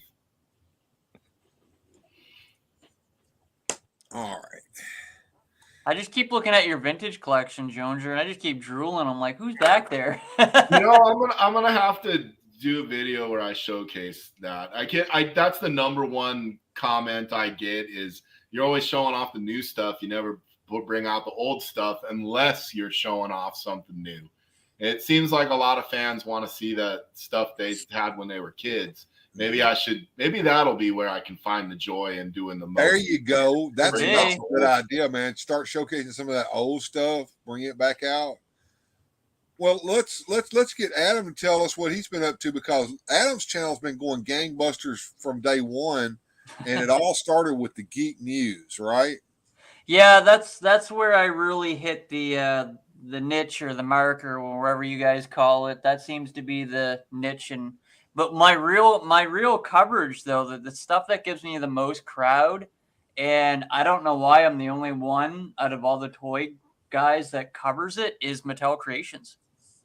When you cover the live, yeah. I cover live Mattel Creations, that's my biggest crowds, and I am so shocked that I'm like the only one that does it that I know of out of the whole toy group. So. Well, and some of that is probably because you can. You're there. You're right. I that's true, and there is a lot of guys that have to work, and they, guys like you have to sneak in the washroom to get your order in, right? These don't give away my secret. Been there, done that. Yeah, I run to the bathroom and pretend like I actually don't have to sneak anymore. I'm the plant manager, so I just tell my assistant, "You got the machine. The toy's gonna drop in 10 minutes." I run off to the break room. Sorry about that. You hit the emergency stop button on the assembly line. I would too. No. Yeah. No. In all seriousness, I do run off, take my break then, and I'm lucky that I have the autonomy to do that because I'm in charge there. But my assistant is a toy comic collector too, so he's sympathetic. Yeah. Now, as much as I love doing the magic word here, they said e-stop. I heard the e-stop. Somebody said e-stop. Okay, let me tell you guys an e-stop story, and it happened the week before last. I've got a trainee that I've been training here for the past few days. And this bright and upcoming individual puts the table into the machine, does not hit the door close button, which brings the table down and locks it down onto the pallet. Does not close the door, and then he hits the start button on the machine, thinking that he's closing the door and locking the pallet down. So it brings a loose pallet into the machine, and the drill's starting to come down. And what does he do? I'm walking towards the bathroom, so he comes running to me, "Bill, help!" And I looked over and I saw what was going on, and I ran to the machine and hit the e-stop button. just as it ate up the first part on the machine. And then I looked at him and I said, what have I always told you to do? Don't come running to me. Hit the fucking e-stop button. That's what the e-stop button was made for. The Lord created the e-stop button for your ass to come over here and hit it when you do something stupid. That's why they colored it red and made it the biggest button on the machine. God damn. What a genius. Yeah. Uh, Well, you must be getting up there. What is your subs at now, Bill? You must be getting pretty close. 781. I get one or two every week. This is what's called grinding, folks, and that's a gamer term for those of you who don't game. Yep. Oh, I know about grinding. Yeah, It's a role-playing grinding term. That's when you kill wolves, getting the experience points that you need, so you can finally go and kill the griefer that's been bothering you since you started playing the game. And remember, always have mom come in with the bedpan so you can take a crap so you don't have to stop playing the game while you're playing it. That's a pro. Mom, I gotta go, Mom. Okay, Poopsie, here you go. The best part of that episode is when they're gaming and then they go, that guy's really good. And then they show him and it's just dude sitting there at the mouse. Big, fat, nasty, pimpled up dude. Click. No. What got me was it showed the progression of what they looked like as they kept on playing the games. They got fatter and fatter and fatter, and the pimples started coming out on their face. You know what's funny?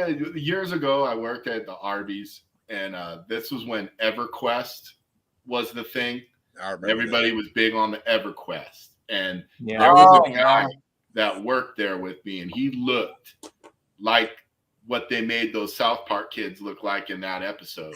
And so that when I saw that was like the original MMO, was it not? Like it was one of the first. World of Warcraft, right? Leroy. This was EverQuest. It was way before that. This is EverQuest. This is like 90 friggin' 98, 99. Yeah, I was gonna say 97, 98. Maybe 2000, but it was before 2000 because I was working in a video game store in the 90s, and that was a big game. Yeah, dude, that's all this guy would talk about. We'd be at work, and what was funny is he listened to my shit when I talked about He-Man or comic books. So when he started talking about EverQuest, I had to listen to him talking about his level whatever cleric and whatever he was doing. Oh yeah, they were talking like terms like "so" and stuff, and I had to figure out what "so" meant. Like I had no idea what it meant. This was all beyond me, but I was a D&D guy. I knew Dungeons and Dragons, so this is how I related to the guy. Is I would listen to it and think of it in Dungeons and Dragons terms, and that was how I connected the dots. For me, it'd be like Golden Axe, right? Like, okay. Yeah, but see, that one you didn't have a leveling up system. It was a hack and slash. Just to beat them up. You just had to hit the little imp to get the magic at the campfire. That was the trick of that game. Yeah, I love that game. And then save all your magic for the final boss, because everybody else. That's what you always did. Yep. Yeah. That was cool. Have you guys ever? I think this is a World of Warcraft thing as well. I hated World of Warcraft. Have you guys ever seen the massacre at the Magic funeral? Oh, I'll have to do this. I thought I did that on the show. That's where one clan, somebody died in real life, and they decided to have a funeral in game in a PvP territory.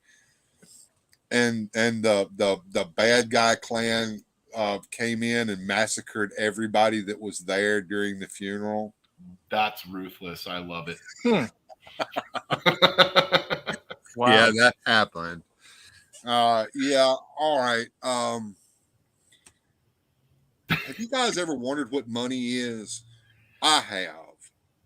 And as I said before, the paper chase begins on Monday and it usually ends on Friday, Saturday. Now, for me, some people have to work 7 days a week and they chase it all the time.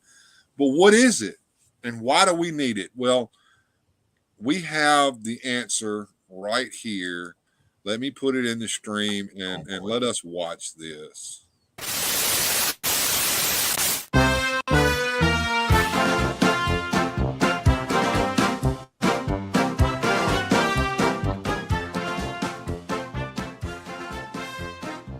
I already like it. Well, I had to replace the beginning music. This is similar to $2.98. That's how much money it will take to buy a gallon of paint. Friday morning, and Tom Havens is to buy the paint after school today. To make the purchase, his father gives him a $5 bill, a crisp new $5 bill that he received at the bank yesterday. This particular piece of money is just starting in circulation. What will happen to it? What will it be used for? What can money be used for? What is money, anyway? After school, the $5 bill goes to a hardware store where Tom uses it to buy the paint. Is that this is one of the most common ways in which we all use money. Oh, no, that's Howdy Doody. Tom exchanges a certain amount of money for a gallon of paint. Mortimer Schnurr. The clerk naturally accepts the money, and he gives Tom a smaller amount of money in change.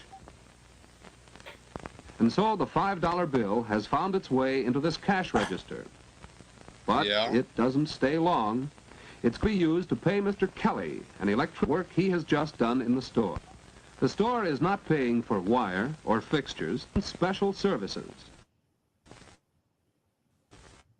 This is another use for money, as a medium of exchange for services, as is moving fast. That's because it's so convenient to use in business transactions.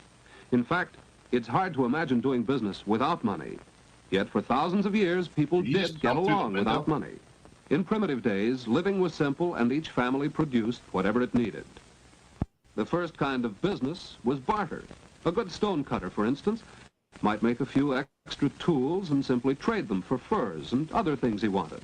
It was easy. There was no need. Ugga want bone, he give rock. That's an awful small little pelt there that he's got. What's he going to make out of that? A loincloth or a snot rag? I mean, ain't much of a loin if it's a cloth. Pelts, right? That's an awful expensive little piece of fur there for that, whatever that was that he gave him, that piece of rock or whatever. I thought it was a rock. Ugga want bone, he give rock. Caveman. All right, here, let's get it back going again. Even today, barter has its place. Not long ago, Tom Havens got a spotlight for his bike by trading a catcher's mitt for it. Swapping. I think he just got gypped. What do you guys think? That catcher's mitt is way more expensive than that freaking little piece of crap light. What do you think, Jones? You know, a deal's a deal. You know, I've been on the good end and the bad end of a deal. If you shook hands and you agree, that's just what it is. Another thing is, are you happy? If you're happy, then who's, you happy with the purchase? There you go. So next time you go to eBay and you decide that you don't want to go hunting one of these things, and you go to eBay and you spend twice what you probably would at the store for it, then there's no bitching about it, right? Nope. Well, you caught the FOMO and you pushed the button. That's what. Well, that and it probably would have costed me the amount I spent in shipping just to put gasoline in my freaking pickup truck and drive over there to wherever it was to get it, right? You know what? I've learned that lesson the hard way is chasing origins and stuff. Sometimes getting in your car and hitting 6 Walmarts or 9 Targets in your area and driving 200 miles, you'd have been cheaper to just buy the scalper price on eBay and be done with it. That reminded me, one of the first toy hunts my wife and I did, well, actually one of the second, I think it was the second toy hunt that we actually put on the air, was called the Great I-55 Toy Hunt, where we started in South Haven and we drove all the way down to Oxford, Mississippi, down 55 Highway, and we hit every Walmart that was right off the interstate. That was back when gasoline costed a little less than $2 a gallon. Back when we had mean tweets and cheap gas, I was doing the same thing. That would never happen today. The wife was thrilled to do the toy hunts with me, and that's what we did. And then later, when they didn't bear much fruit, to be honest with you. After the coup hit, you went to the toy stores and there wasn't jack on the fucking shelf. Yeah, right. I remember those days. In fact, it came to be a running joke. We'd get to the 3rd or 4th Walmart, and my wife has now finally lost any fun she was having in this. And she's like, I'm just going to wait in the car. If you want to just go to the toilet, I'll say fuck and come back. Yeah, I found some stuff though when I was in there, because I remember I did it from wave 1 to wave 4, and I did find some wave 2 stuff in there and lots of wave 3. So. I saw wave 2 on Peg. I'm one of the few in America who actually seen that. Yeah, me too. So I can't say I didn't get anything, because I did, but no, I did. But I did so many of those drives in 2020, and it just at the end of the day, with how much gas and how much time, I mean, we were like 6-8 hours in a car. It's like, really? Just buy it now on eBay, pay your extra $10-15 and be done with it. You know? By the way, in case people are wondering why I keep stopping the video and letting us talk for a minute before we start it back up, I think Jonesy knows what I'm doing. Buffering. I've figured that out. I've also figured out something. If you do this, the algorithm can't say that you're copywriting something, because now we're adding content to it. Right. Well, and here I watched this. Okay, here's a little trip into what gets Joneser's sick mind going. I watch a lot of those Chris Hansen To Catch a Predator, because I just love it when sickos get their comeuppance. And there's these two guys that riff on it. So they watch these and they stop the video just like we're doing now, and they make fun of the people involved, and they, they riff on it. So like you said, they're adding content to it, so they're not just ripping it off. See, I had to learn that the hard way with Popeye the Sailor Man. If I had done this while we were watching Popeye the Sailor Man, we probably wouldn't have got blocked that night. Right. Yep. Well, and the thing is, those guys that I watch that do that, I want to say they figured out how many seconds the video can play, and then you have to stop it and do something. And then they play. It's between 15 and 30, because Super John figured that out with the Thundercats opening. Well, there you go. And that's what they do. Is it seems like every 15, 20 seconds they're stopping the video, and you never see more than 30 seconds of it at a time. Right. All right. I had a thought in my mind, but it flew away. You know how that is. Yep. I'm gonna head out, guys. Before you started, I gotta head on out. But I just want to stop in for a bit and say hello to you guys. Well, I'm glad you came by, and everybody go check out Adam, and be sure to hit the notification bell when you subscribe to his channels, because he does go live, and there is you have no idea, because you have when he goes live, unless you have those notifications on, man. Well, and he also has a scheduled program. What's that, every Wednesday night, Adam? Yeah, on my live unboxings every Wednesday, and I also cover Mattel creations every time something Masters of the Universe drops. And then there's the Geek News daily, right? You do daily Geek News, right? Yeah, Monday to Fridays, Geek News. Yep. Or as it happens. Yep, that's right. Yeah. If breaking news happens, he does come on live, just boom, like that. So no notifications. You don't know when he's going to do that. Yeah, so I just do it on the fly. I do it as it drops. And OBS, that's good night to you, Adam. And you have a good time down in Toronto, man, and be careful, okay? Yep, you guys have a good night. All right, good journey, man. We'll see you later. Yeah. All right. Like I said, there was a thought in my brain, but my brain froze, and I don't remember what it was. But I think we need to start back up again here and see what these guys are doing. Oh, the silver certificate. Yes, Miss Deborah said that it looked like he had a silver certificate in his hand, which it very well could have been, because back in those days, the money was actually backed up with gold and silver, unlike now when it's not. It's backed up with empty promises and hate. Pretty much, Yeah. Bitcoin. I wish I would have invested NFTs. Let's see if we can make this thing start up again. Like this works well between friends. But what would you trade in a hardware store for a gallon of paint? And how would the store owner get every one of those empty cans is worth money now? What would he trade with all the look at that people who had a hand in transporting the goods to his store? What could he possibly swap with all the stockholders of the hundreds of factories that produced the goods. Yeah, they How don't could want he your fucking barter Catcher Smiths. with They want every individual all workman who green, played a part Jack. in the manufacture of each article? No, life today is too complex. People are too dependent upon each other. Jobs are too highly specialized for us to do business by barter. And that's why we depend on money as a quick and easy medium of exchange. Thus, instead of remember when doing they a certain actually amount of pump the gas electrical for work you? in I exchange do. for gasoline, Mr. Kelly pays for the gas with, yes, the same $5 bill he received at the hardware store. This convenience of modern money has Hang on, let's take a look at that $5 bill. I remember when they actually looked like this. I do too. Do you remember when they changed the way the money looked and everybody thought it looked like Monopoly money? Was that in the 90s?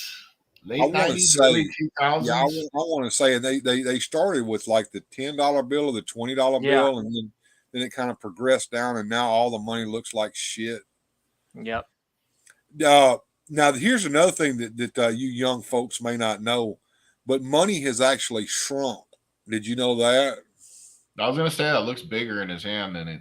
My father, well, we remember when $5 bills kind of looked like this, but my dad said that they were even bigger than that back when he was younger.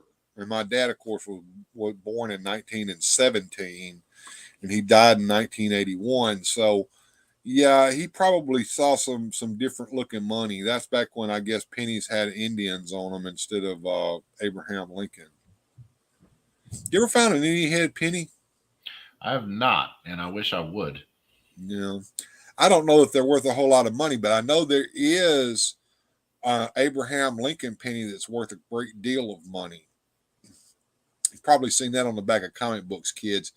What was that all about? Well, back during the war, there was the copper. They needed copper for various reasons, making electronics or whatever for the war. So they started making pennies out of I want to say like a different metal than copper. But that one year, they did make a few copper pennies. And if you get your hands on a copper penny from what year was that? I can't remember, but whatever year World that War was, II, it'd be in the 40s. yeah, if you can find a copper penny from that year, it's worth like $1 million or some shit.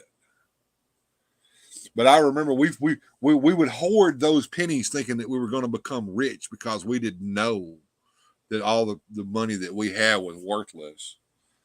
1942 says That sounds about right. yeah, all right. The steel pennies, they were steel pennies. Yeah, steel penny with the wheat on the other side. What do we got there, Sir Clifton? Let me biggin you up here real quick, and see what you got there in your hand. A $2 bill. That reminds me, there was some chick went to Walmart in Batesville and tried to buy something with a $2 bill, and the cashier called the cops on her because Wow. they were trying to Never seen one? get money. Yeah. Never seen one, huh? Wow. That's weird. Yeah. All right, we've looked at the money. Let's move on here and see what he's doing. Evolved from an age-old search for a satisfactory medium of exchange. Out of the simple barter of primitive people, spearheads became one of the first articles used as money. Shells have also served as money. Wampum was used by the American Indians.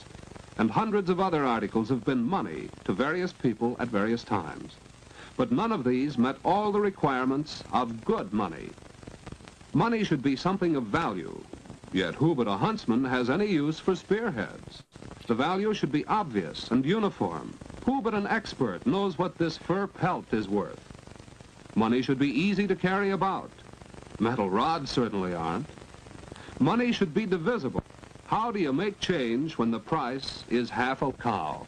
Money should be durable. Pieces of 8, says Too I. much salt money got caught in the rain. Salt Out money, of such they trying deserve to experiences, lose all their money. gold and silver emerged as the most durable, most convenient, Oh, most just wait, it's satisfactory coming, money. OBS. For greater convenience, men started stamping out gold and silver coins with values imprinted on them. Later, governments took over the exclusive function of coining money. course they did. Because unscrupulous men began to cover cheap metal discs with gold and silver plating. So today in the United States, Yeah, I love how they say the government took over the tariff money to make it more honest. Yeah. Sure. No, that's not why they did it. They did it so they could get control over that shit. You know they did. We're buying that because of your integrity, your huge amounts of integrity. You took it over. Know your money. All right. So now he's showing that used to folks, they don't do this anymore, do they, younger? Used to, you could go in the post office and shit like this would be on the wall along with pictures of all the wanted people and shit like that. They don't do that anymore. But this is so you can figure out counterfeit money. Well, I'll give you a hint, folks. Counterfeiters are not counterfeiting $1 bills. They're not counterfeiting $5 bills, and they're not counterfeiting 10s. They're counterfeiting 20s and 50s, mostly 20s. 20s is the common because it's the one that is just big enough to be worth your time and just small enough to be beneath your notice. It's the right number. Oh, and OBS was talking about that penny I was talking about, those steel pennies. We had one called up right away, and they said, does it stick to a magnet? It did, so it was worth $1, only a penny. Yeah. Me and my mom and that's how you find out whether it's a steel penny or not. Steel penny. What were you saying there, Jerry? Me and my mom, we have a deal where we've come across, the 50-cent piece, the actual big silver dollar. We got the gold dollar, and we have a pretty good little stash that we've always kept. That it was talking about them coins and stuff, and you don't really see a lot of that anymore. No. Well, somebody was talking about a silver certificate. They actually used to make $50 gold certificates. It looked like a $50 bill, but it said backed by gold underneath it. I would think if you still have any of those, and if you're a money collector, some people do collect that. I think those would be worth some money, I would think. Absolutely. I'm sure the government wouldn't give you $50 worth of gold for it. Like they say they would on the thing, but Yeah. Money is counterfeit and so worthless unless issued by the federal government. And anyone who knowingly tries to spend counterfeit money may be fined a large amount and sent to jail. Prison. The coins we use are made in one of the 3 mints of the United States Treasury, located in San Francisco, Denver, and Philadelphia. And from the Bureau of Engraving and Printing in Washington comes our paper money, including, of course, the $5 bill of this story. This represents the final stage in the evolution of modern money. For while metal coins are handy for dealing, kind of reminds me of that Twilight Zone episode where the guy throwed the quarter into the thing to get the newspaper and it stood straight up. Yeah. And all day long he had good luck until it fell over. And Susudio brings up a good point there. She said that my mom used to call the steel pennies lead pennies. That's funny because my grandmother used to say that too. And George Valentine says, I have a couple of those thanks to his great-grandmother. Steel pennies. So copper was worth more than steel was because they were using copper for the electronics in the war. Interesting. And George Valentine says he has some mining tokens. I'm assuming that's kind of like the script that they used to sell folks to buy things at the company store. Right. I was just gonna say that. I had a friend who collected weird things, and one of the things he had was money from the company store and various different credit for some place that doesn't exist anymore, basically. I've got a book back here written by John Faulkner, and if you guys don't know who John Faulkner is, that's William Faulkner's younger brother. Of course, William Faulkner is well known, but his brother is not as well known. But his brother was also a prolific writer. but he tried to write comedies, but the comedies always ended up in disaster. So it's an acquired reading. But there's a book called Dollar Cotton, and it's about a man who moves down here to the Delta right here where I live at when it first opened up, and bought a tract of land from the railroad company and built a farm and turned it into an empire, a cotton empire. And there's a section in there, you're talking about the company store, where at the end of the year, all the sharecroppers would come and they would square up. So how it worked was at the beginning of the year, all the people who would work on the farm would come and get what was called their furnish. In other words, the farmer would give them a certain amount of money at the beginning of the farming season, and then they would work all season long on the farm, and then to work off that furnish debt that they had to the man, and then they would get what was owed to them after that was taken out. So at the end of the season every year, they would all line up at the company store, and inside he would have his accountant in there with his little adding machine. And he would sit there and he would add up all of what they owed, and then he would subtract it out of what they had their share money from sharecropping with him. And then they would get a figure after that. And then he would while this was going on, there was a hat sitting on the table. And the hat was heaped up with silver dollars. And so the workers would be sitting there staring at that hat the whole time the man's over here on the adding machine. And then he would pull out a slip of paper with it had a figure of money on it. And then they would be given the choice. They could either take a check for the figure of money and go to the bank and cash it, or they could have the hat full of silver dollars right now. Wow. What do you think that they would always do, Joneser? They'd take the bird in the hand, which is worth two in the bush. They absolutely would. They would grab that hat full of silver dollars and run with it and be cheated out of probably most of what they would have earned had they gone ahead and taken the check to the bank. You know, it's just, I don't know, lambs to the slaughter. Oh, see, I watched the mud rakers in England, and they find all kinds of old coins with their kings, 100 years old, Roman stuff, 2,000 years old, silver, was that denaries? And what's Susudio saying up here? Technically, if you have a silver certificate, you actually can cash them in for silver. It says on the money that it can be presented for silver, but I doubt that they would honor that. I don't think they would. Either that or something. Oh, Johnny Sorensen in the house. All right. Time for some weirdness. Oh, you missed all the weirdness. All right. The beginning of the show was where it was weird with poop on airplanes and hog's head sauce and Vienna sausages. We outdid ourselves on that one.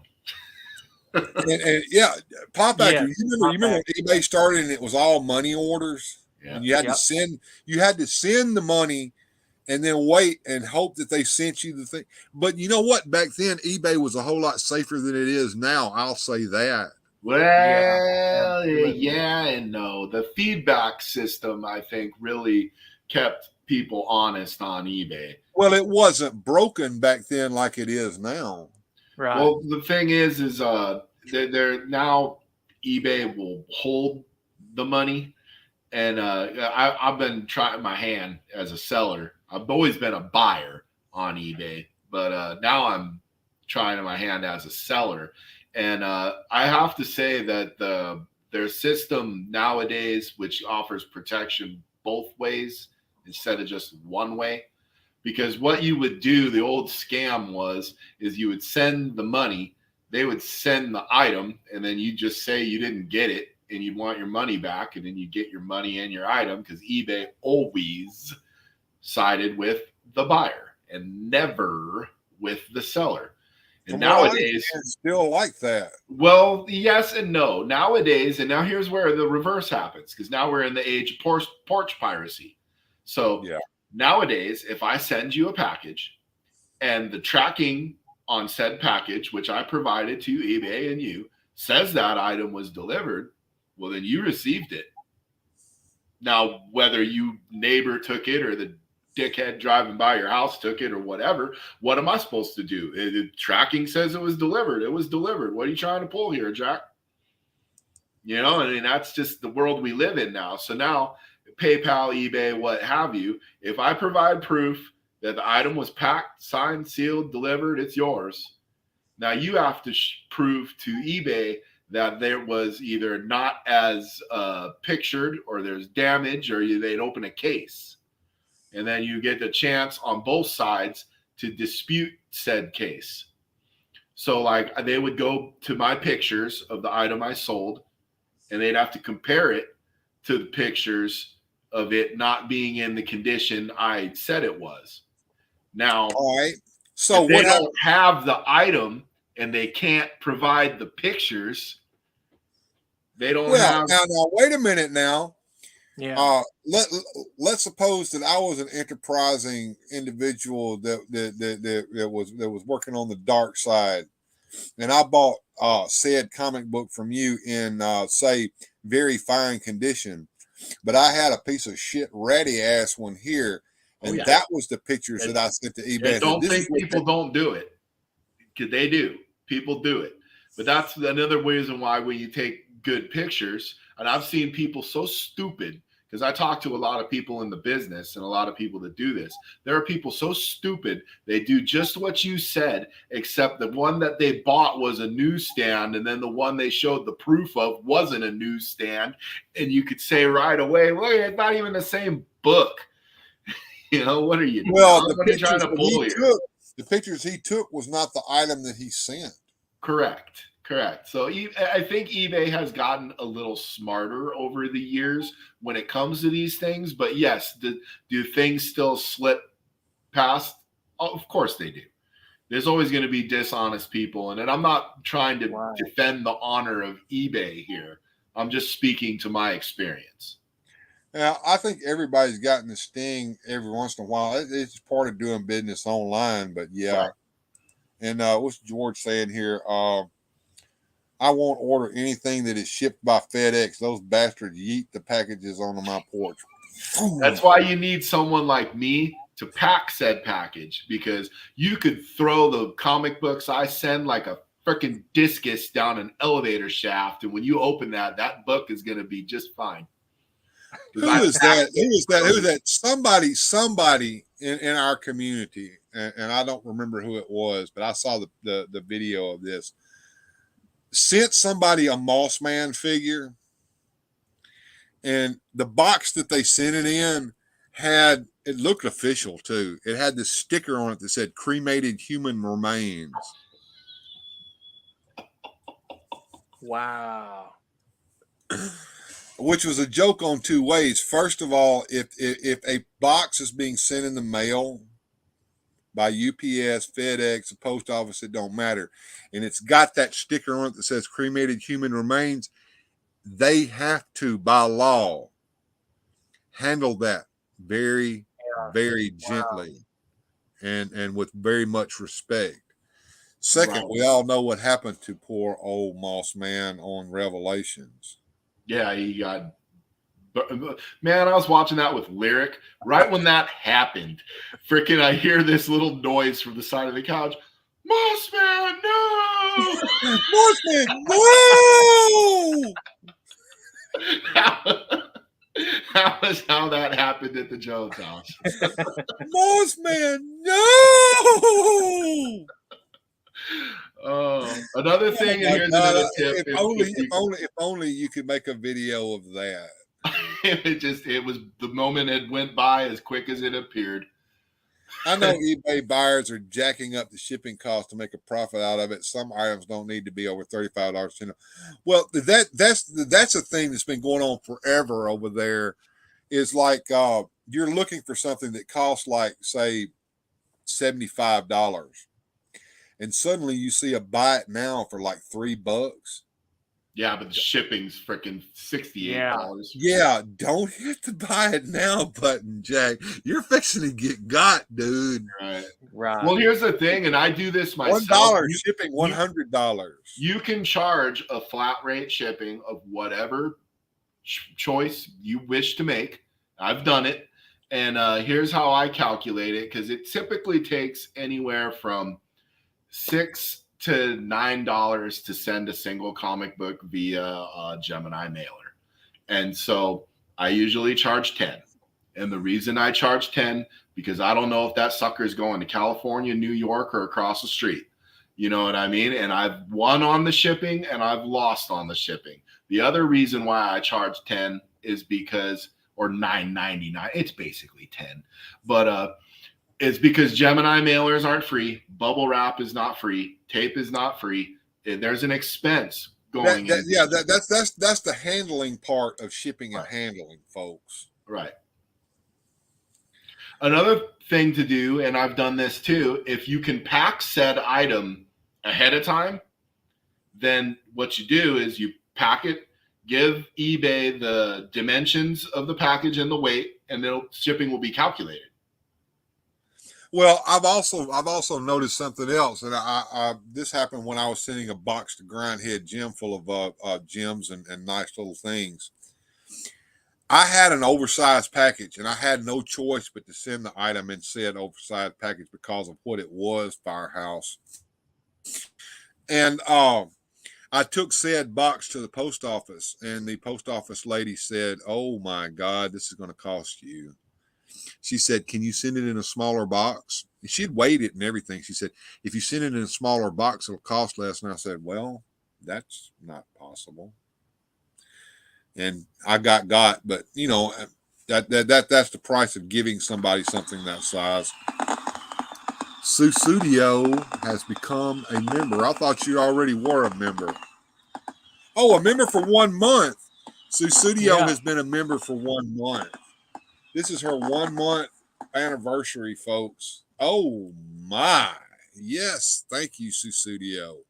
Thank you for being a member. And if you want to be a member of the channel, all you have to do is go down and hit the little join button. And for $5 a month, you can be a member. That's less than a Starbucks coffee, folks. You could be one of the weirdos.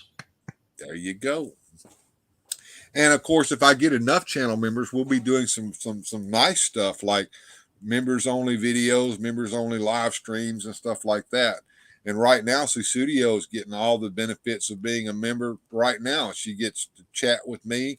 She gets to see special for her only little community tab postings from me and everything. So you could get all of that too just by coming in.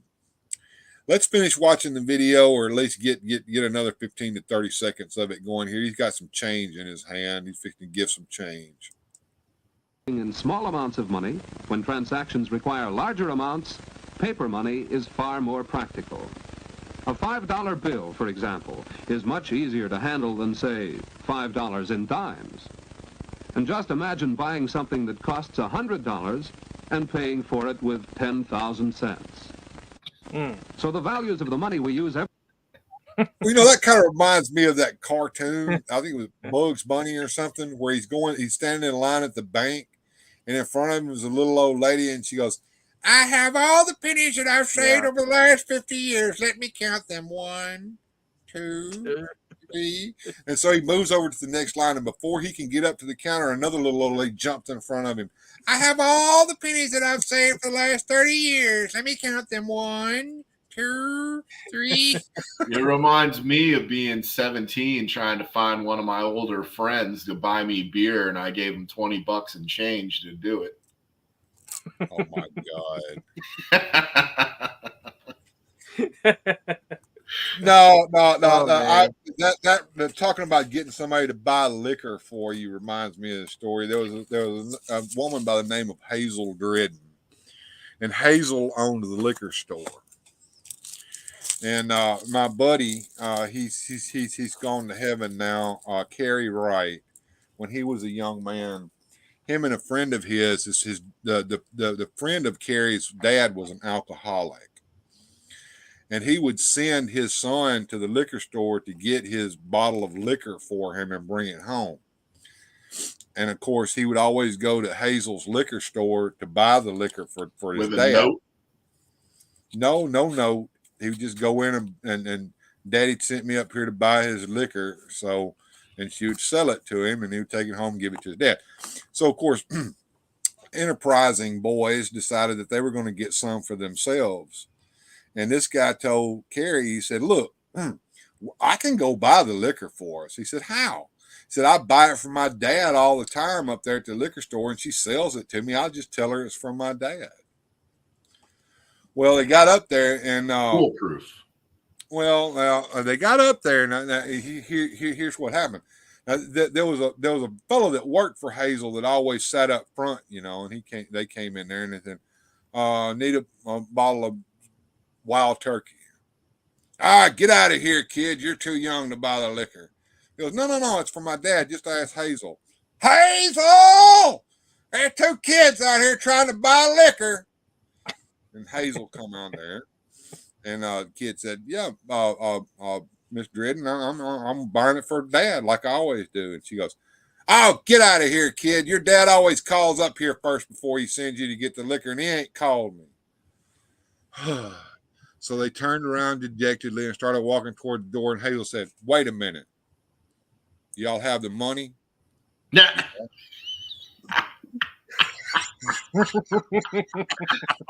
Nice. All right, here we go, folks. Every day are the values fixed by the government. The paper bills and even the coins are not in themselves actually worth the amounts they represent. Their face values, however, are guaranteed not only by huge reserves of gold and silver, but by the stability of the government, which fixed those values. As long as people remain confident. Oh, yeah, the government fixes those values, all right. The fix is in, folks. Always was. That our government is strong and secure, they will continue freely to accept and spend its money. As long as our government is strong and secure, those values will be there. Until Richard Nixon came along and took us off the gold standard. But that's in the future, folks. We're still in the past.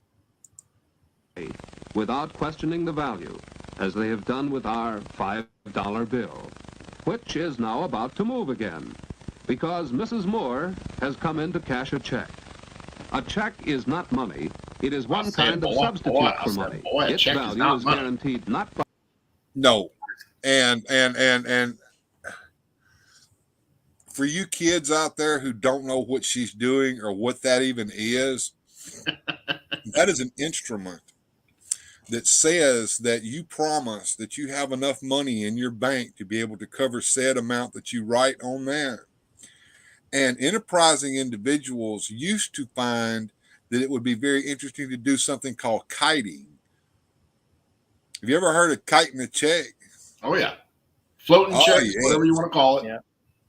That'll get you in trouble, folks, get you put in jail. But I don't know that anybody does use checks anymore. It was funny. The last time I seen somebody pay with one, I was at this bar restaurant here in town, and the smart ass guy, he's the owner's son, is bartending, and one of the older guys wrote a check out for his tab and hands it to him, and he goes, "You guys still take these?" And he goes, "Yeah, I've still got the time machine in the back where I go in there and we deposit that sucker, go back to 1998." And Well, back in the old days, what we used to do was we used to do all kinds of post date the check or give the check to the man and say, don't cash this till Friday, or pay your bills by check, because you know that by the time it gets there, you'll have the money in the bank to cover it. Here's a dangerous game when you do that, especially in modern day financials. You know how much banks make their money? Overdraft fees. So you write all them freaking checks and then they bounce the money and $30 penalty per check. Next thing you know, you get to the bank and you owe them freaking $300. Yeah. Unless you're a complete freaking criminal and that's all you're doing is writing rubber checks, and then you're skipping out on it and you're not paying the bank anything, and you've got all the goods that you built out of somebody. Well, let's see what this old lady's going to do with her check. She's going to cash it.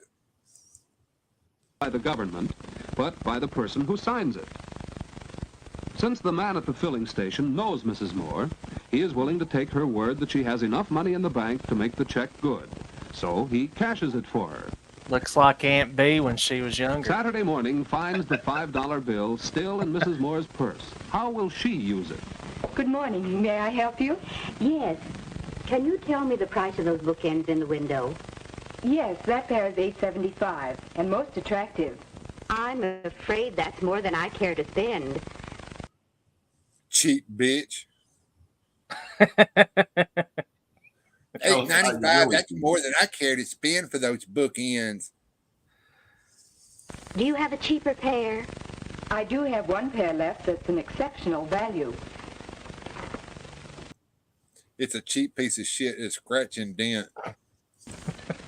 It's really worth Exceptional $6.50, value. but it's on sale at just $5.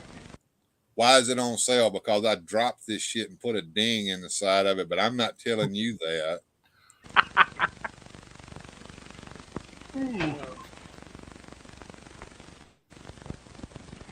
I'll take them, please. They're very good looking and certainly worth $5. Worth $5. $5 whole dollars. $5. How about $3.50? $3.50. Yeah, Loch Ness Monster. She's wearing a crazy hat. She's wearing a crazy hat. The hat probably costs more than the fucking bookends ever thought about costing. That freaking hat probably cost $10 whole dollars. And I'll tell you something. Back in those days, ladies would not be caught dead without something like that on their head. And I don't know what the deal was, but men wore hats and ladies wore these hats. And the hat craze kind of it got out of hand at one point. Ladies were wearing this big ass shit on their head. You look back at old Superman serial, Lois Lane used to wear that big ass fucking thing on the back of her head, you know. So yeah, that the hats were a thing. What did George say here? No one gives a Hummer like a gummer. That made me laugh. Yeah, when they stick them teeth out. You know you're going to get the best one you've ever had in your life. Probably. Because there's no teeth involved at that point. The best one you've ever had in your life that you'll never admit to. Oh man. Now that it's a truth, folks. You can believe me or not, and yeah, there's experience here. Yeah, speaking of that kind of shit, that reminds me. We used to have this tech support lady at this place I used to work, and I was talking to a good buddy of mine that worked there one time, and I had gone down to the tech support office at one point, and I'd met her. I knew what she looked like. And he said, man, she's got a sexy voice on the phone. Is she as sexy in real life as she is on the phone? And I said, well, I'm going to tell you something. I'm 45 years old, and I'd do her. Don't mean she's sexy. But I'm sorry. You kind of knocked something loose out of me there. There was this gal when I worked at the I worked at the Carl's Jr. there, and this gal worked the drive-through. Now, how this worked is there the pretty lady at the pickup window, and the other lady on the who, let's just say she had a face for radio. Right. And my buddy kept going through the drive-thru, and he'd hear her. Her name was Wendy. And he'd be like, man, that girl, oh, hi, this is Wendy. Can I take your order? He's like, man, I had dreams about her. And I knew what she looked like. Man, this girl wasn't beat with the ugly stick. She was caned. They broke the stick and then hit her more. Hell out of the ugly too. You know? I mean, I don't even know how to describe it. It's just, it has to be seen. You know, it'll make you flinch. Well, anyway, this friend of mine who kept saying, I got to see this girl. I'm like, you do. You know, but I didn't tell him, you know, I'm like, oh, yeah, dude. You know how she looks? She looks unbelievable, bro. I didn't lie. That wasn't a lie either. I didn't lie, you know. And I said, you should come inside, ask for her.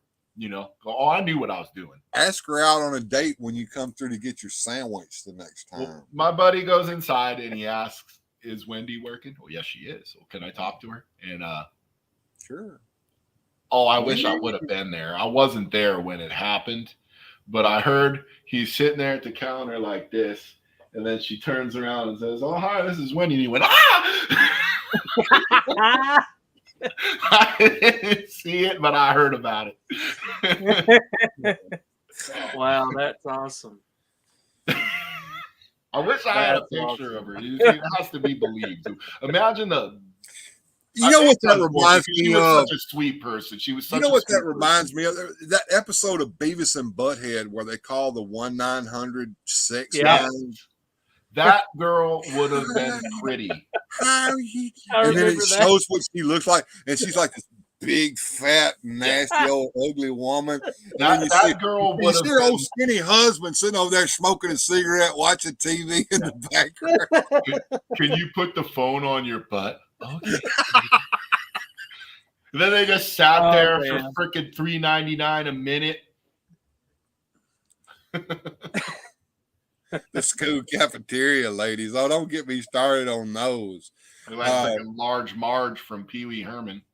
Well, sometimes they would have this little light mustache here, and of course, the lady that had the mustache, that was the one that my brother said had Diddy Wah Diddy, and I'm like, what do you mean? He said, you've never heard of Diddy Wah Diddy? And Diddy Dum Diddy Do. No, Diddy Wah Diddy is not a place nor a city. It's just a little bit of hair between grandma's titties. Like a sock with an orange in it. Oh man. What does the studio say here? Have you ever seen some of the women that are on those sexy call lines that charge ridiculous? Yeah, that's exactly what we were talking about. Yeah. I was talking to my wife about this because we're talking about money here, and the best thing about money is how to make more of it, and so you could have a lot of it, right? That's the life, right? Yeah. So we're looking at these people, and they're selling like their freaking farts in the jars and used panties and freaking pictures of their feet. Oh, you talking about the Twitch girls? All this stuff, the OnlyFans, and this is like when we're sitting here, and I'm like, my wife's got pretty feet. There you go, folks. You know what I mean? And I'm like, we're gonna have an OnlyFans going on here, and I'm gonna give y'all a little taste of it. Right. And I'm like, you hear what some of these people make, and you're like, man, you make a whole year's salary first quarter. Just go walk in the mud, take pictures of your feet. It's ridiculous. And part of me is like, this is the downfall of society. And the other part of me is like, how do I get in on this? Sad. Are you an entrepreneur? Are you an entrepreneur? Do you want to make money? Absolutely. Who the hell doesn't? I tried that shit one time, and my wife put an end to it. You can see that right here on this channel if you go back far enough. I remember.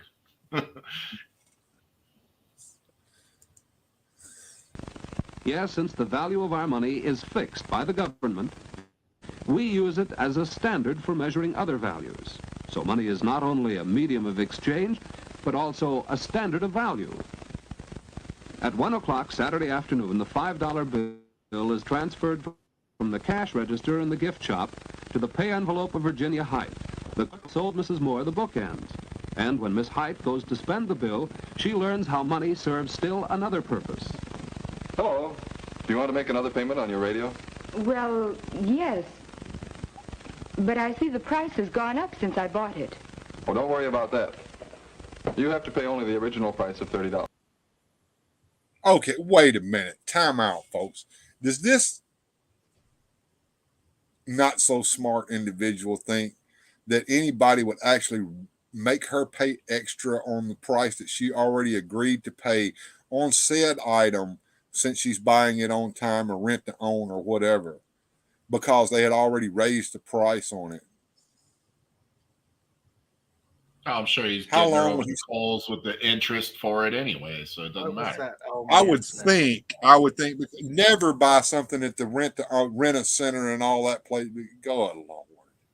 I remember when Kmart used to do layaway. You go there and just buy a bunch of stuff that you can't afford. They'll stick it in the back, and you go in there and make payments on it.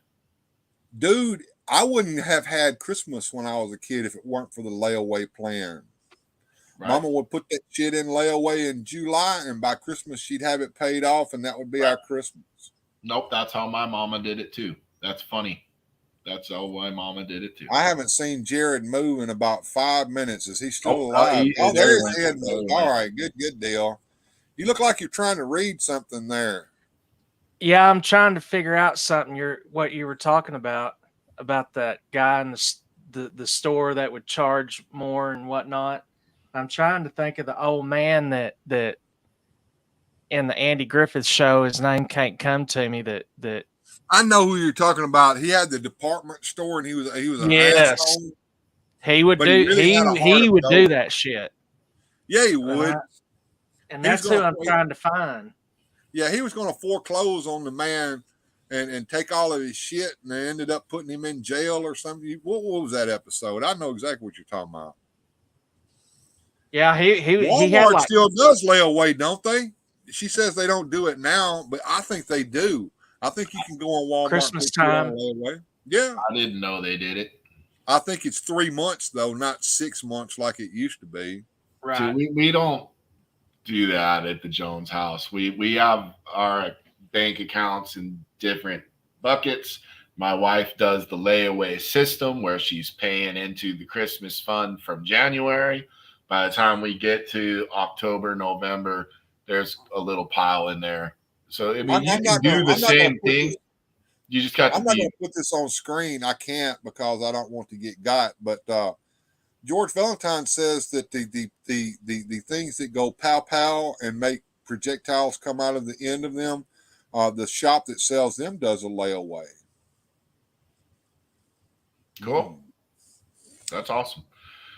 But yeah, you can do the same idea. It's just socking money away in a different account. You just have to have some discipline and be regimented and just know, just do what you're supposed to do, you know?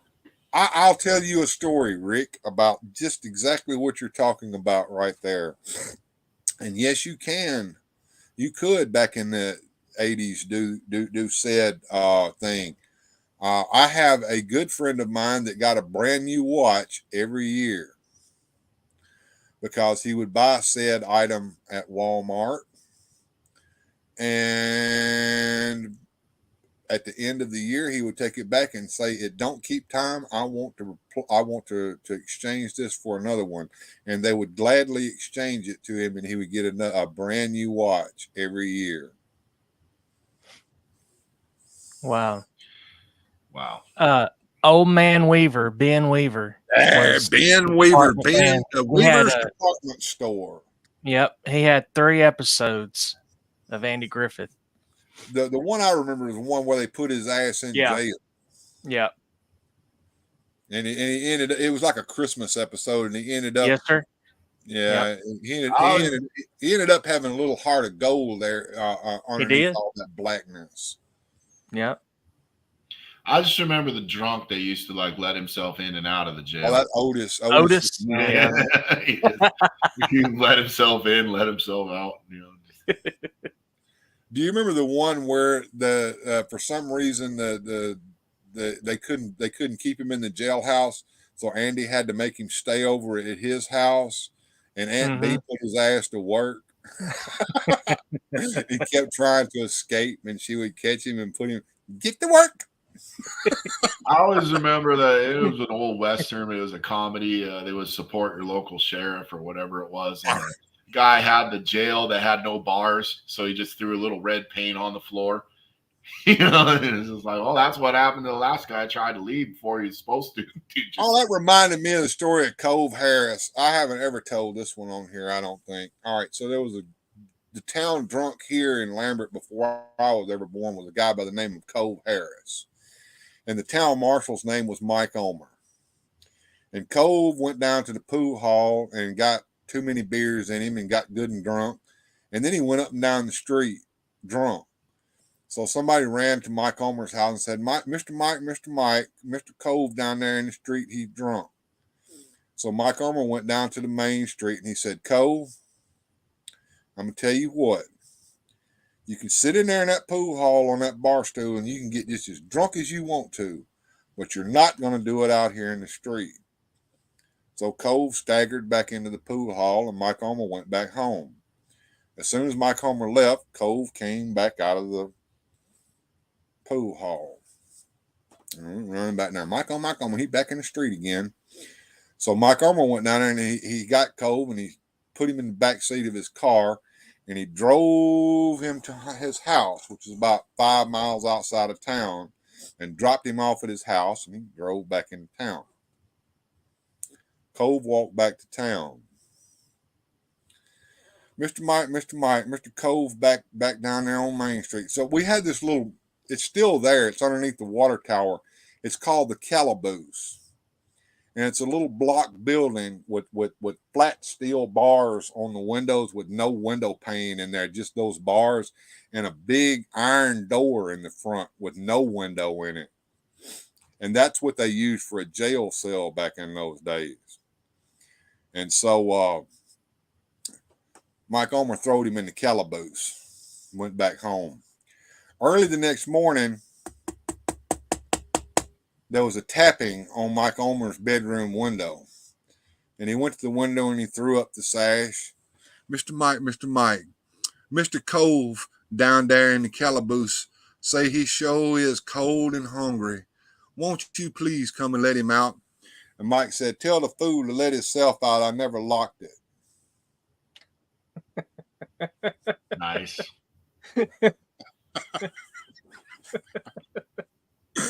All right, here we go. Oh, I'm glad to hear that. Your balance is just $15.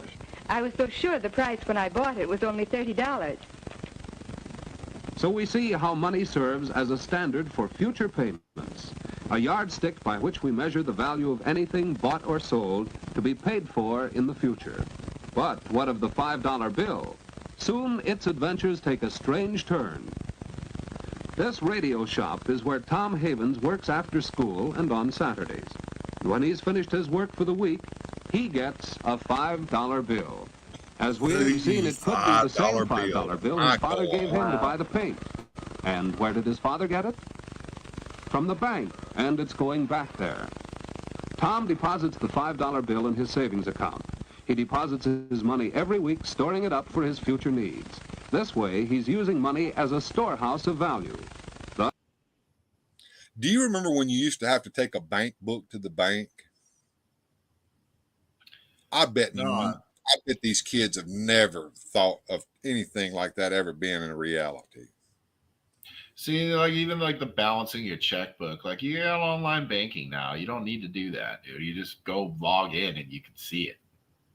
Yeah. Dude, when I joined the Army, do you know that during basic training, we had a class on how to write a check and how to balance a checkbook? That was in I remember they did that in high school for me. You know, that was part of it. Deborah Poe like Ernest T. Bass. She'll talk about Mayberry there in the chat. I liked Ernest T. Bass because he talked in rhyme. Yeah. And he did it all the time. Our $5 bill has completed one round trip from the bank and back. Tom first used it as a medium of exchange for goods. Mr. Kelly... Was that his girlfriend in that wallet? That was a pretty looking little girl there in that wallet. We might need to go back just a little bit here. Let's see. Of value. Thus, our $5 bill has completed one round trip from the bank and back. Tom. There we go. Yeah, that must be his girlfriend in that wallet. That certainly isn't his sister or his mom. You wouldn't carry that picture in your wallet. Tom first used it as a medium of exchange for goods. Mr. Kelly received it as a medium of exchange for services. It was convenient for him to carry around and use for any business transaction. And no one ever questioned that it was worth $5 because its value has been... Does anybody ever actually carry cash in their wallet anymore? I don't.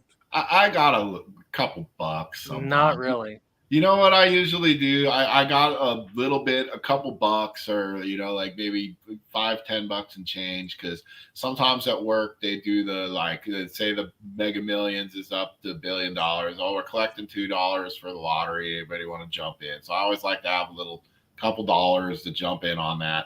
Or if I give somebody a ride or something, someone gives me gas money, I'll stick the money in the ashtray in my van.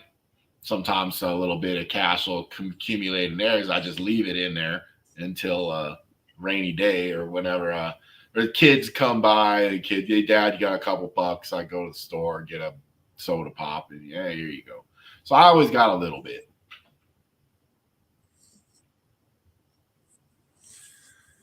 Hey, pop Miss up Jennifer's what my got wife $8 just in her said. wallet. She's rich. Yeah. Yeah. You shouldn't have. Yeah, You Miss shouldn't have Jennifer put says that she's in the got- chat. I'm gonna get you. Not by the hair of my chinny chin chin. She probably says that would be probably your undoing, my friend. Don't do it. Is all I have to say. Back to what Pop Actor Rick was saying. About the old you get it anyways. Okay, I see that. Pop Factor Rick was talking about we laughing at old people with bank books and doing cash, but I bet they never get scammed with online banking or stolen cards. Well, here's the thing. I remember my grandfather had a roll of money this big that he carried around in his pocket, and he would sit there and he would open it up and he would peel off 1, 2, 3. And I remember very distinctly him going to Ace Hardware store one time to buy a rake. And I can't remember what the rake said on the price tag, $4, I think, right? So he goes up to the front to buy it, and the clerk says, okay, that'll be $4.40. $4.40. It says $4 on it. Did you hear any of what I just said? Someone had to explain to him how taxes work. He ended up paying $4.40 for it, but that never entered his mind. He never understood taxes. He did that every time he bought anything.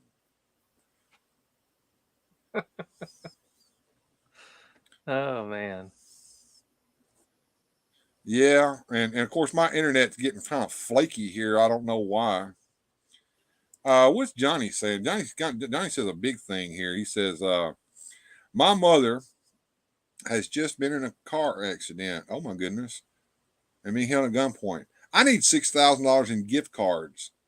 Oh, the red dot ones that you get at Walgreens. Yeah. We're right on that, Johnny. Don't This worry. is a PSA. We're right on it. ASAP. He needs toy money. But you got to see. You must get the red dot gift cards from Walgreens. And of course, for some reason, instead of an Australian accent, Johnny is now talking in a Pakistani accent.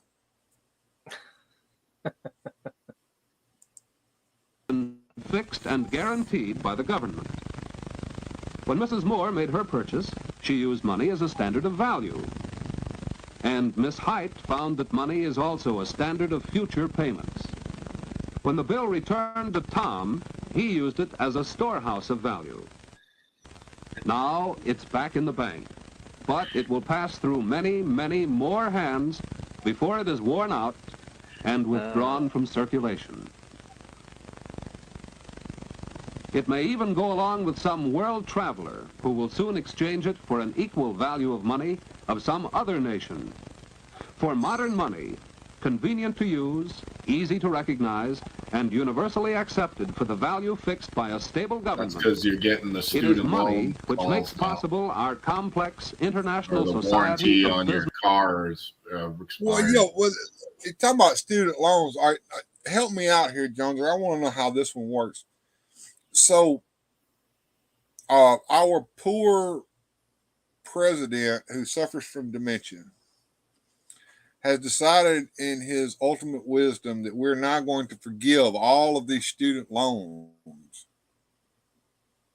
What's that going to do to the economy?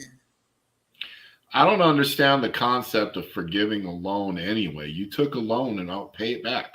Like, somebody's paying for it. I'm old school. Yeah, somebody's going to pay for it. Like, I'm old school. You took a loan out, you pay for it. I don't care if it's a bad loan, a bad deal. You signed it. You thought it was a good idea at some point. You did it. I'm sorry. I'm old school, and maybe I'm old-fashioned, and maybe I'm just a little unsympathetic to these people in these situations. But it's like, well, I'll tell you what I'm sympathetic to. I'm sympathetic to the fact that one of the reasons why the economy is in the shape it's in, one of the reasons why the price of eggs is sky high is not because chickens got killed and they don't have enough eggs. And the reason gasoline now costs almost $4 a freaking gallon, which is more than it's ever costed that I can remember, except, back before when all this bullshit happened, is because of shit like the student loan forgiveness program. The interest rates are going to go sky high. And why? It's because they've got to get that money back somehow, and they're going to take it out of everybody's ass. Well, then you get these like banks are too big to fail. Like, what the hell is that? You failed. Like, you're not too big to fail. Like, oh boy, there's a rabbit hole right there. I forgive you, Motu Joneser, for buying all those damn comics. Well, here's the thing. I don't spend money on comics that's earmarked for mortgages. That's play money. No one held that something that we know goes boom, boom to your head and said, take that loan. Yep. That's exactly it. You went to the bank, you signed the paper, you know what I mean? You're done. You suck it up. You did it. My sister I did too. I had to pay back mine. I paid mine. And I did. Right. My sister did she had I don't even remember how much in student loan debt, but she pulled herself up by her bootstraps and she lives pretty good now. But it was a struggle. Pop Actor Rick says, I get those phone calls now, and I will be arrested within the hour by the Internal Revenue if I don't pay them now in gift cards. Absolutely. That sounds legit to me. It does. About as legit as that panel van that I saw that said free candy on it. Right. Trade gas and station travel. sushi. All right, we finally reached the end of this thing, I think. All right. Yeah, there it is. The end, folks. So do we now have a better idea of what money is? I never had a bad idea about what money is. I mean, it's the root of all evil and the freaking cause of most happiness, all wrapped into one. I will knit, pick a nit there. Money itself is not the root of all evil. The love of money is the root of all evil.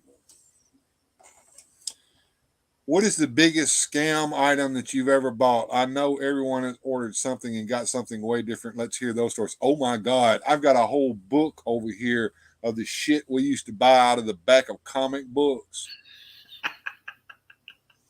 X-ray goggles that didn't work. Took them to the freaking pool. Pair of X-ray goggles, my friend. No, I'll tell you what the biggest thing that I ever bought that was the biggest disappointment that I ever bought. In the back of a comic book, they had real automatic machine gun, shoots real projectiles. and it had a picture of this thing that looked like the Israeli secret police would use, and it had this clip that stuck in on the side, and you could see the flash suppressor on the front of it, and I'm like, damn, that would be fun to play with, and it really shoots, and it's a machine gun. And guess what? It only costed $1.99. Sounds legit. Oh yeah, I'm gonna send my $1.99. I'm gonna get me a real shooting machine gun, Jack. It was this big, and it shot these little bitty plastic BBs out of it.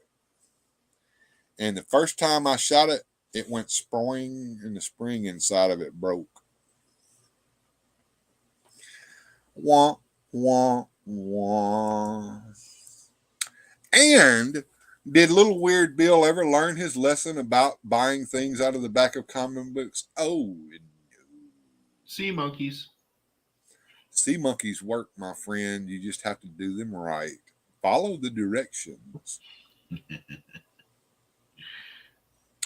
Don't do what little Johnny does and pour all 3 packets into the water at once and expect to have sea monkeys. You have to pour packet 1 in there and wait 24 hours. And then you pour packet 2 in. And you don't put packet 3 in because that's their freaking growth food. You put little tiny spoonfuls of that in once a month. If you pour all of packet 3 in there, it'll have algae growing all out of the sides, and there'll never be any sea monkeys in it. I'm trying to think of Jen's comment about what's the worst rip-off item. I have so many that come to mind, and this one probably isn't the worst rip-off item, but it's the most memorable for me. I played in a band. I'm the drummer. Right. And we had these guitar players, and they had these chords. And this is back before we had cordless. Maybe they had cordless technology then, but we couldn't afford it. Anyway, we got a tangle-free guitar cord, for everybody that they can plug them in. And they're supposedly impossible to be tangled. Man, it was impossible for that thing not to be tangled. It was, there we go. We got the X-ray vision. All I see is a bunch of freaking wires and shit. Where did everybody go? Can you see it? Is it pierced? Hold on. I see a little bit of diddy wad diddy there. Oh. Oh man. What's the tattoo say? I have to say that actually what I saw there, Jones, I saw what was the beginnings of a rooster tattoo, but it looked like all of it had faded away except for its asshole, which was right down there at the bottom. Those about things are legit. Right there. Ooh. See, mine's a piggy butt. I ordered an ice cream maker for my mom last Christmas. She received a Barbie doll tank top. Thank God my brother also ordered an ice maker for her, and his was legit. I never did get a refund. Okay, I don't know how that worked there, Sir Clifden. You're going to have to kind of... He's not even Jennifer. He ain't touching it. What are sea monkeys anyway? I'll tell you what they are. Magic. Brine shrimp.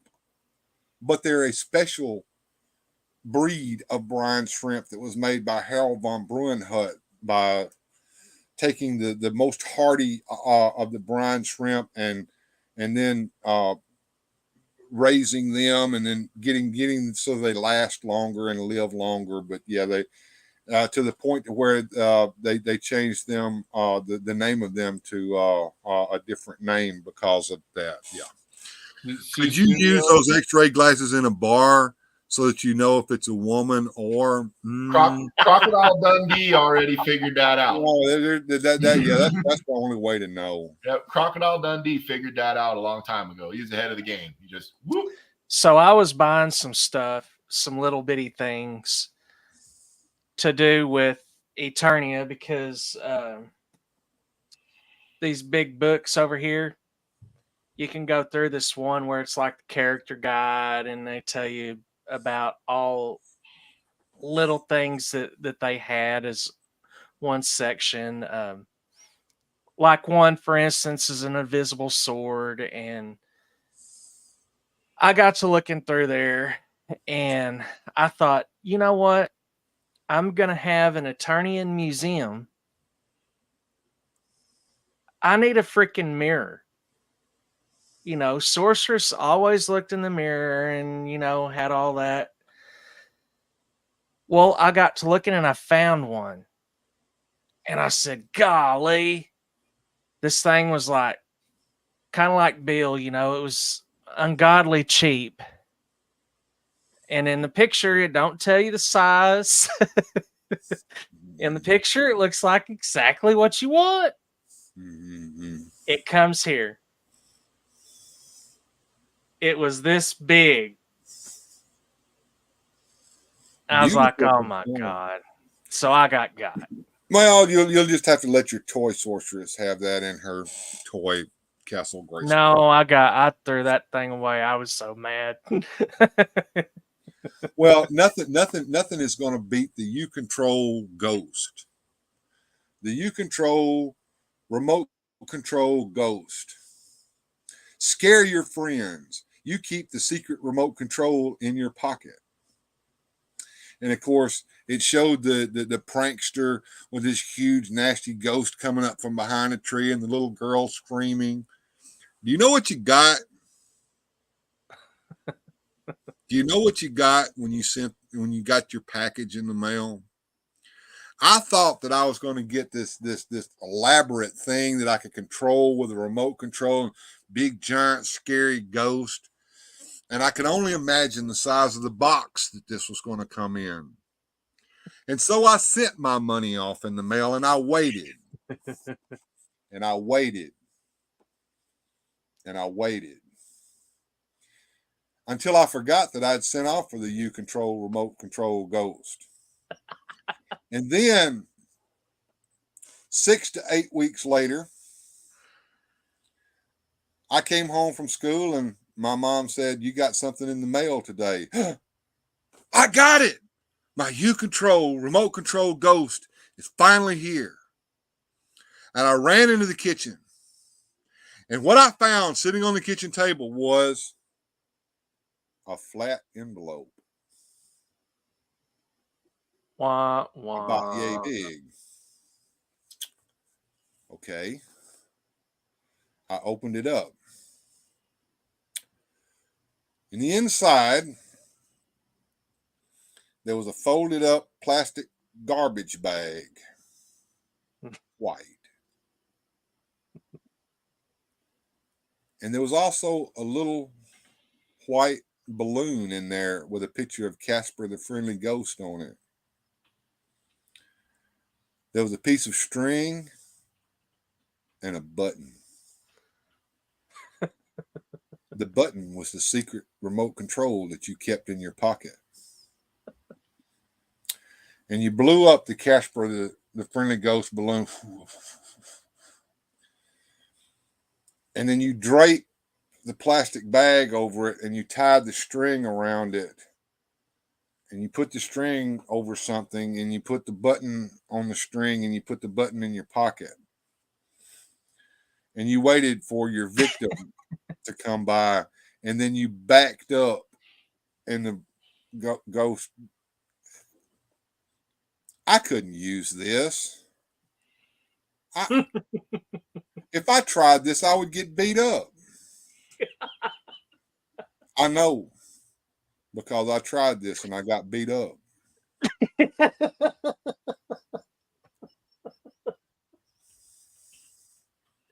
Oh man, that's messed up. If only it would have been what you wanted. It sounds What like could it Little been? Orphan Annie decoder on the Drink Christmas more story that meant Ovaltine. drink more Ovaltine. Yeah, I mean that the reason that was funny was because that's real. That shit really happened. A crummy commercial?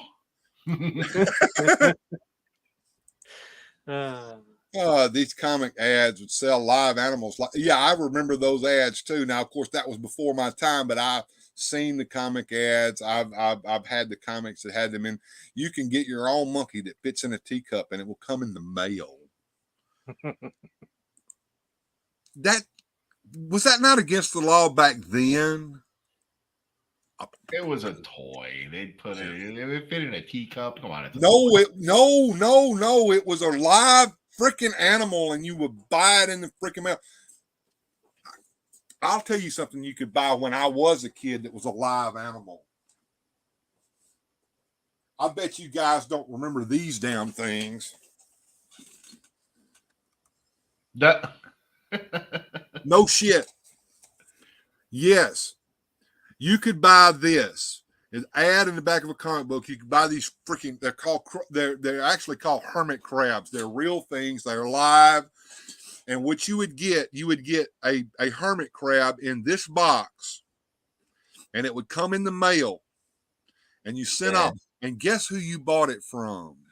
The Trans Science Corporation, owned by Harold von Bruenhut. And if you've ever listened to me, you know who he was. The man who did sea monkeys. Crazy crabs. buy a pet rock too.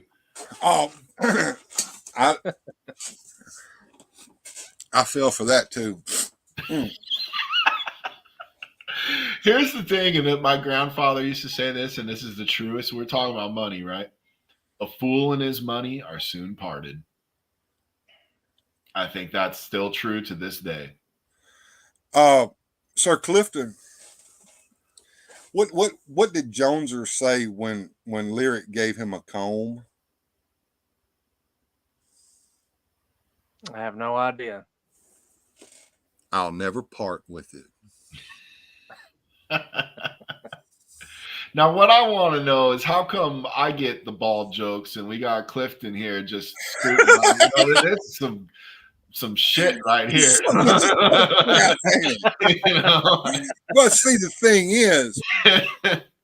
is, he's got this fancy headgear on. Right. You don't, okay? Right. They wouldn't send a real monkey by mail. That monkey would have chewed his way out. The evil monkey that lived in Chris's closet is what it was. Chia. Chia. I forgot about those. I thought Crazy Crabs was something you got from a toilet seat.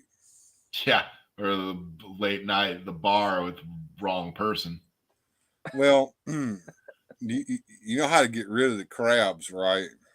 Don't get them in the first place. Well, I'm talking about after you get them for That's real. Too late then. Light it on fire. Well, no, what you have to do, Jones, you shave one side off, and then you light the other side on fire, and you stab them with a fork as they run out of the fire. I figured ice pick, but yeah, a fork will work. If you're going to be dumb, you got to be tough. That was another thing I always believed in. No, the Polaris submarine was the one that was the ultimate. The real Polaris submarine, child size. You can fit in it. It's got a rotating turret on top of it, the whole bit. It was all made of cardboard, of course, but yeah, the real Polaris submarine. Well, guys, I laid out my soul here and told you how I've been scammed by the comic ads. Did either one of you guys ever do that? Send off? The only thing I ever bought out of a comic book is I cut out the subscription to get Spider-Man books sent to my house. And I cut up a very expensive Venom comic book I probably shouldn't have destroyed, that I ended up having to rebuy later in life. So if I scammed anything out of a comic book, I scammed myself by being dumb and cutting the ad out. Well, I always wanted to buy the book that was sold by Count Dante. Do you remember Count Dante? Are we talking Dante's Inferno or? No. This is an ad in the back of the comic books where you could find out how to kill a man, and he would send you the book that told you how to do the dance of death, that would teach you all this secret karate that would allow you to just kill anybody with just your bare hands. And the ad showed Count Dante, and it called him the world's most deadly man. Just reminded me of like Napoleon Dynamite with the guy in friggin' in the American flag.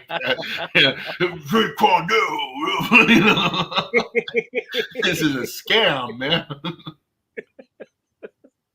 The Rex Kwando. Have you ever seen this, Bill? I remember the ads, but I never did. Napoleon Dynamite is one of my favorite films. Yes, absolutely. Yeah. I remember seeing the ads in the comic books, but I never did partake in any of the shenanigan. Let me see if I can find Count Dante's ad. This may bring back some memories. I'm going to have to go way back in my blog to find this, though. Let's see. I'm going to have to go back to probably when I remember that. Now you remember. Let me see if I can find. Trying to teach you, like, ooh, you make them like go under your power, and then you do. I mean, could you imagine? You imagine they put an ad like that in the comic nowadays, in today's culture? No, it wouldn't fly. Absolutely not. No. Here he is. All right. I'm going to share the webpage with you guys, and it's a quick read, but this must be shown. All right, so I can teach you to be a black belt by mail for now.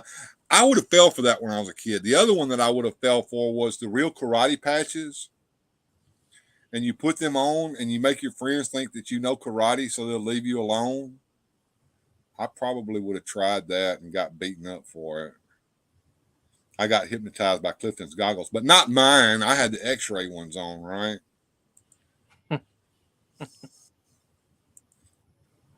The deadliest man alive.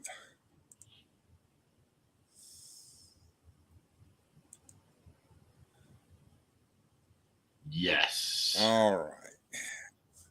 Dude, you know he's legit because he's got the like.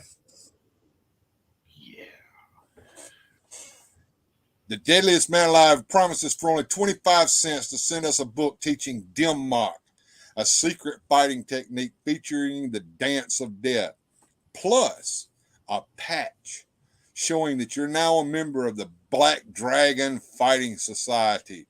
Look out, bullies. When I learn this kung fu, I'll be getting my revenge. Let me quote Ray Jackson from Bloodsport real quick. What the hell is a dim mac? It's the dance of death. And look, if you want to fall down the Count Dante rabbit hole, it's a good story. What's behind all of this? This guy was a hairdresser by trade, but he also knew the world's most deadly karate. And his dojo got into a fight with another dojo in Chicago, and men got killed. You ever see these?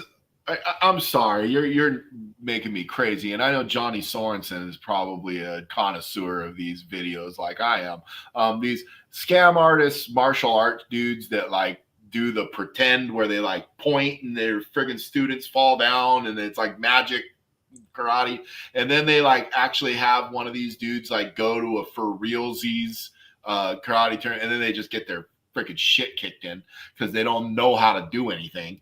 I'll tell you somebody to look up since you're talking about that. You need to look up Ashita Kim.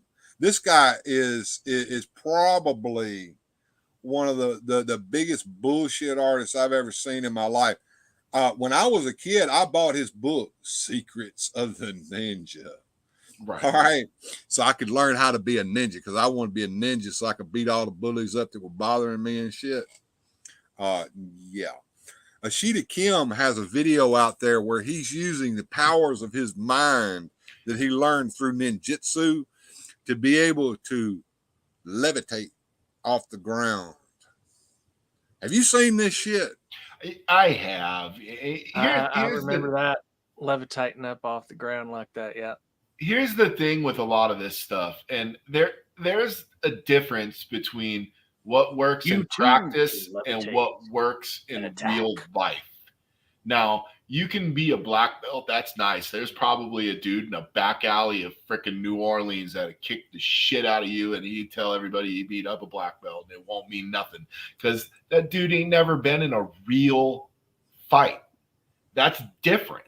That's not the same thing as you could rehearse a million freaking moves, know every technique in the world. They even had a video not too long ago of this guy. He's running the dojo, and they got the MMA fighter who's middle of the road. He kicked the freaking shit out of the master in his own dojo because the guy don't know how to actually, for realsies, punch people. He's never done it. There's a difference. You can practice it 100 times. Try it once. Mind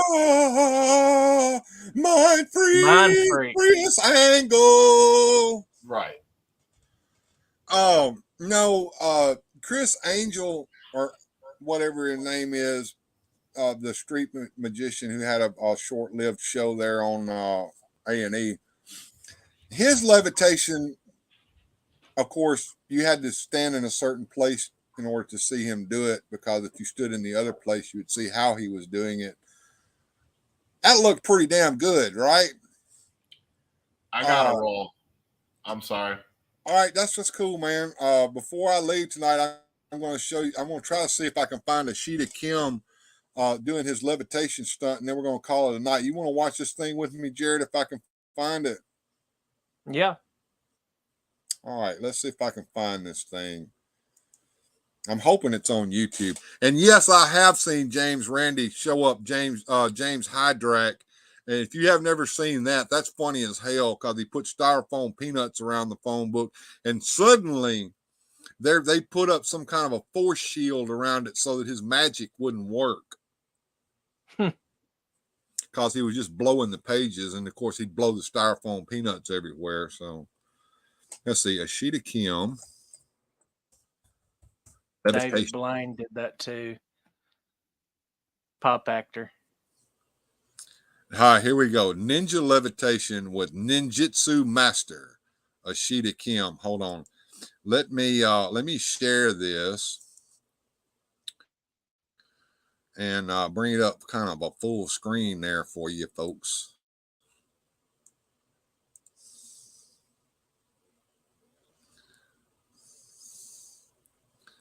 Are we seeing this full screen yet? Hopefully. Here, there we go.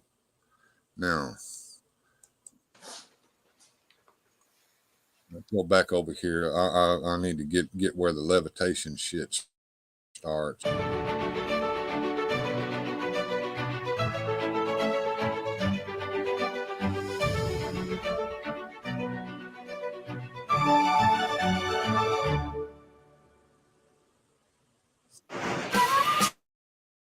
The ninja, famed for their physical prowess, fighting.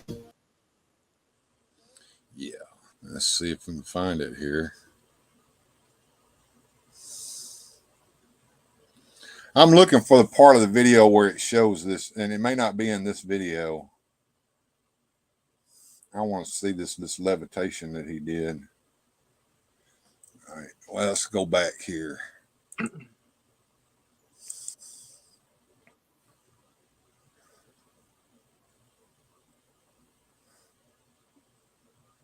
I thought it was on this video. It's got to be on this video.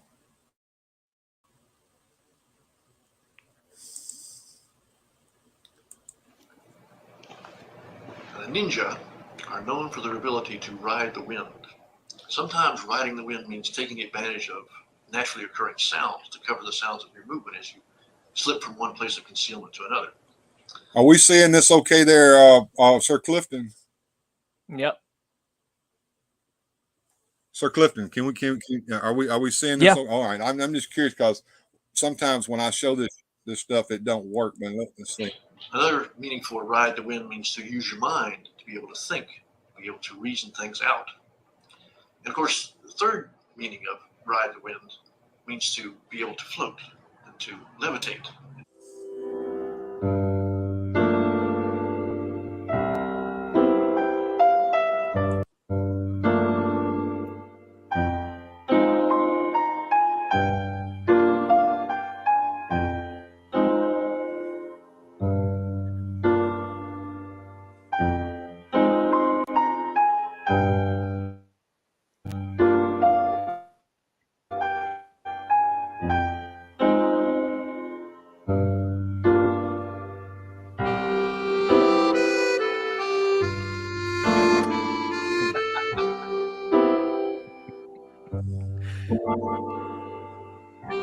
It's better. We got Ruby's floating with this loop, guys.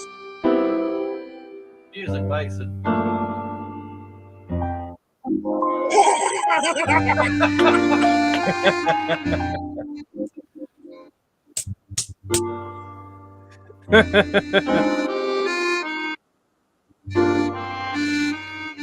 Classic.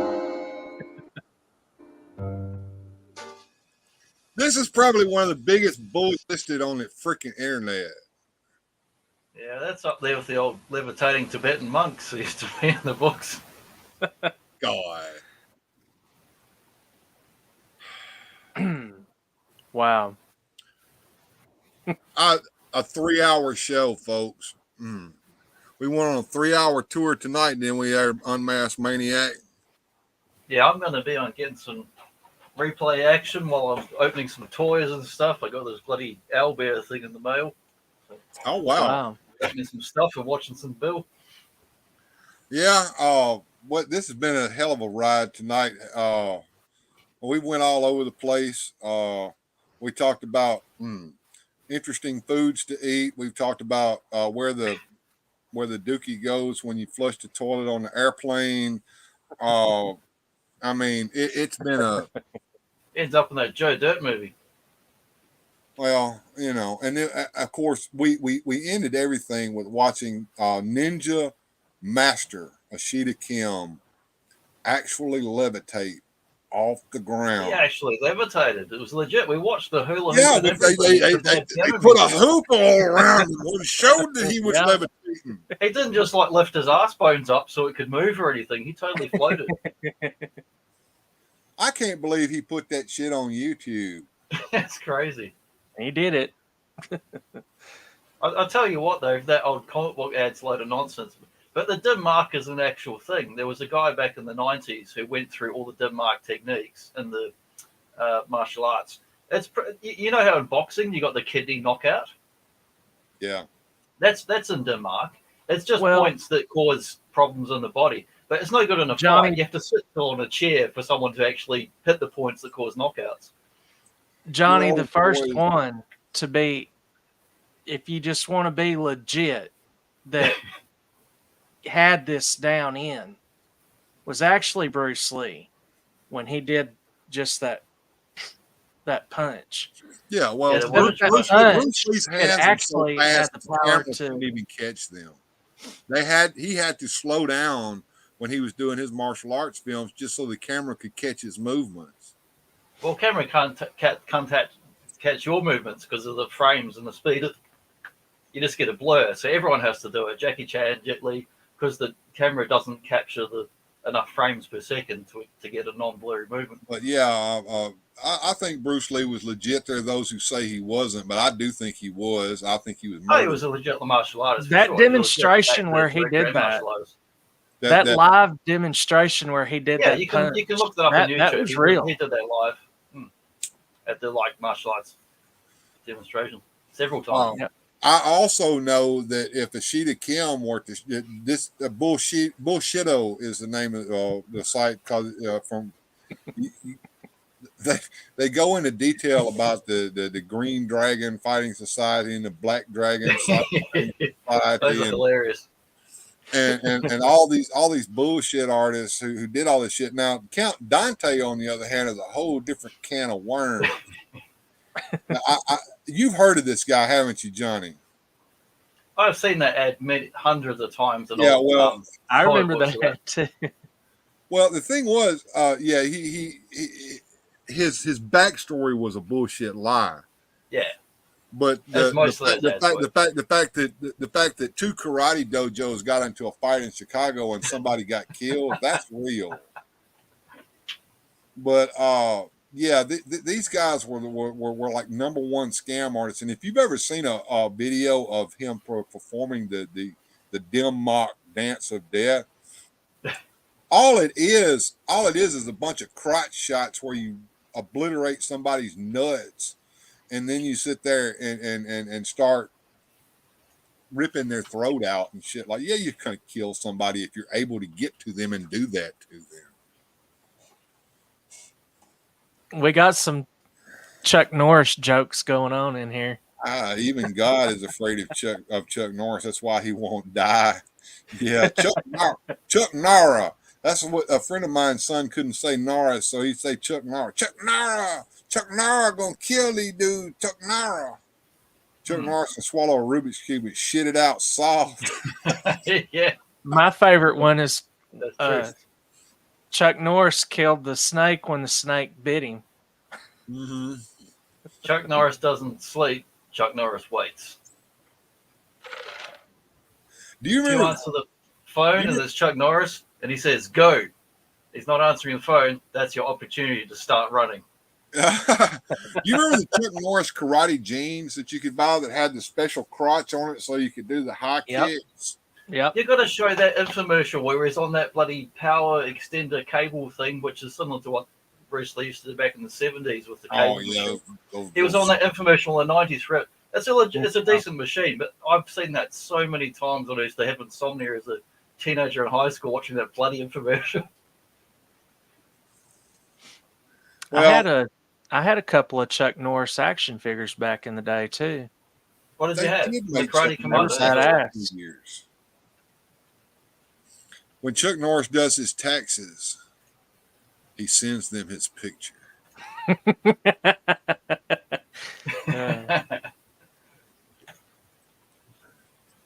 Someone tried to mug Chuck Norris while he was jogging, and they didn't know who he was and thought he was just an older guy, and he whipped them and called the police. I could believe that happening. There's a video out there of some martial arts artist beating up somebody in the street that was accosting some young woman. Wow. It wasn't Chuck Norris, but yeah. There's real martial artists, and then there's these guys like Ashita Kim who sell self-published books on the secrets of ninjutsu, and I kind of like the bullshit artists because they're funny and it's fun to look at them, see them levitate. It's up there with like watching Pop that Actor 70s said something Bigfoot there video that- where it turns and looks in the camera. We can't have that era again. It's fun stuff. Yeah, well, guys, you know we could talk all night, but it's after 3 o'clock. It's after 1 o'clock in the morning. We've been on the air for over 3 hours. I usually do 2 hours at the most, but this night has gone on forever, and there's still 9 people watching. Thank you, 9 people, for sticking with us for the whole thing. Be sure to like and subscribe and hit your notification bell to know when I'm going on live. Memberships are open. You can do that, or you can go Patreon and do that. We do all kinds of stuff on Patreon. You get to see behind the scenes stuff, pictures of some of my stuff that I don't show on here over at Patreon. And if at all possible, please subscribe to my guest. Johnny Sorensen's doing a show with Boba Hicks called the Boba Joe Show. Yeah. Today they showcase some of the original Masters of the Universe figures that came out at the beginning of the line. I watched some of that show earlier today, and I'm going to watch the rest of it when I get a chance. Yeah, there's Beast Man. So yeah, go check him out. Go check out Attorney in Ellipse. He's going to be doing a show on Mossman, if I'm not mistaken, tomorrow. Is that correct, Jared? Nice. Mossman and Grizzlor. Yeah. And if Chuck Norris was here in the chat room, Bill would go on for another 6 hours. Hell yeah, I would. If Hell yeah. Chuck Norris were here, yeah. But he ain't. So, in other words, it's time to feed the ducks. So we're going to get some ducks to feed here. Motu Joneser had to go take care of some business with his family. It was time for him to get off the air. His old lady probably came in and said, "Are you still in there? It's after midnight." And go check out Motu Joneser. He's got a wonderful show going on over there. And hopefully he'll get back in the swing of things and get us some funny videos. He's on a Dick Tracy kick right now. Yeah, he's got all those old Playmates Dick Tracy figures. Yeah, that's awesome. Check that out. And what have you got coming up next there, Johnny, on your show? Well, in 26 hours from now, I got the first episode of Monday Mutant Madness. It's Phil, Treasures from Trigger, talking about his favourite Ninja Turtles figures. Phil's a Kiwi like me, he lives in Japan, and that's why I wasn't on here earlier, because we were doing that talk. It's a pre-record, so it'll be out tomorrow. Okay, and we know what you got going on. You got Grizzlor and Mossman. What is your schedule going to be like now that you've come back into the swing of things there, Sir Clifden? Just a live show Sunday, 6 p.m. Central. And, of course, I will do a round table of that figure from that. But then I also got, for all the Patreons, and Bill, you're one of the Patreon members, and my dad, the wife, and Motu Joneser. We do a deal where it's a pick of the week, Patreon pick of the week. We're going to all the way back from when I first started. I have a total of 28 items. We've already gone through like 3, if I'm not mistaken. And we're going through getting it all turning around on the table out here. Just something cool for everybody to be a part of and being a part of the show. And Clifton's channel is Attorney of the Lips, and I clicked over just then. And that subscribed, I clicked all rather than personalized, because YouTube fucks you. I thought I had all on, so I want to get the notifications when he's doing stuff. Yeah, and he just popped off, and I don't know why. I didn't pop you off, man. You popped off on. No, I think it was an internet thing because they were still talking. It must have been. I didn't do that. That was your internet there, Clifton. But anyway, it's time to go. Yep. I'll hit him up there on the Instagram. But yeah, make sure you do hit the notification bell. I'm going to do a toy show tomorrow at noon Central Time, United States Time Central. We're gonna be staying. I'm staying on the Superpowers kick, man. I got my Robin. There he is. Let me bring him back in real quick. I'm sorry, my internet bummed you, man. My laptop bugged out. Yeah. Oh, it did. Yeah, I didn't do that. I didn't do it. I didn't do it either. It just blacked out on me. Stick around, guys, because sorry about that. You and I, we're all going to have a little green room chat after this is over with. But for everybody else, we got a Sunday show coming up here tomorrow noon. Toys, man, toys. And we're going to talk toys. I'm still on my Superpowers kick. I'm going to stay on that for a while. And we're in the Batcave still, and I really want to do a tour of that Batcave. I was going to do it last Sunday and didn't get around to it, but maybe that little round thing will come and I can show it off. So in other words, it's time to wish everyone a good journey, and we'll see you all next time right here on Weird Fantastic Toy Adventures.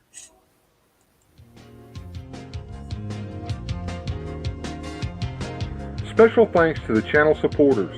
Without your help, these adventures would not be possible. Thanks for watching. If you enjoyed today's adventure, please hit like, subscribe, and share the video.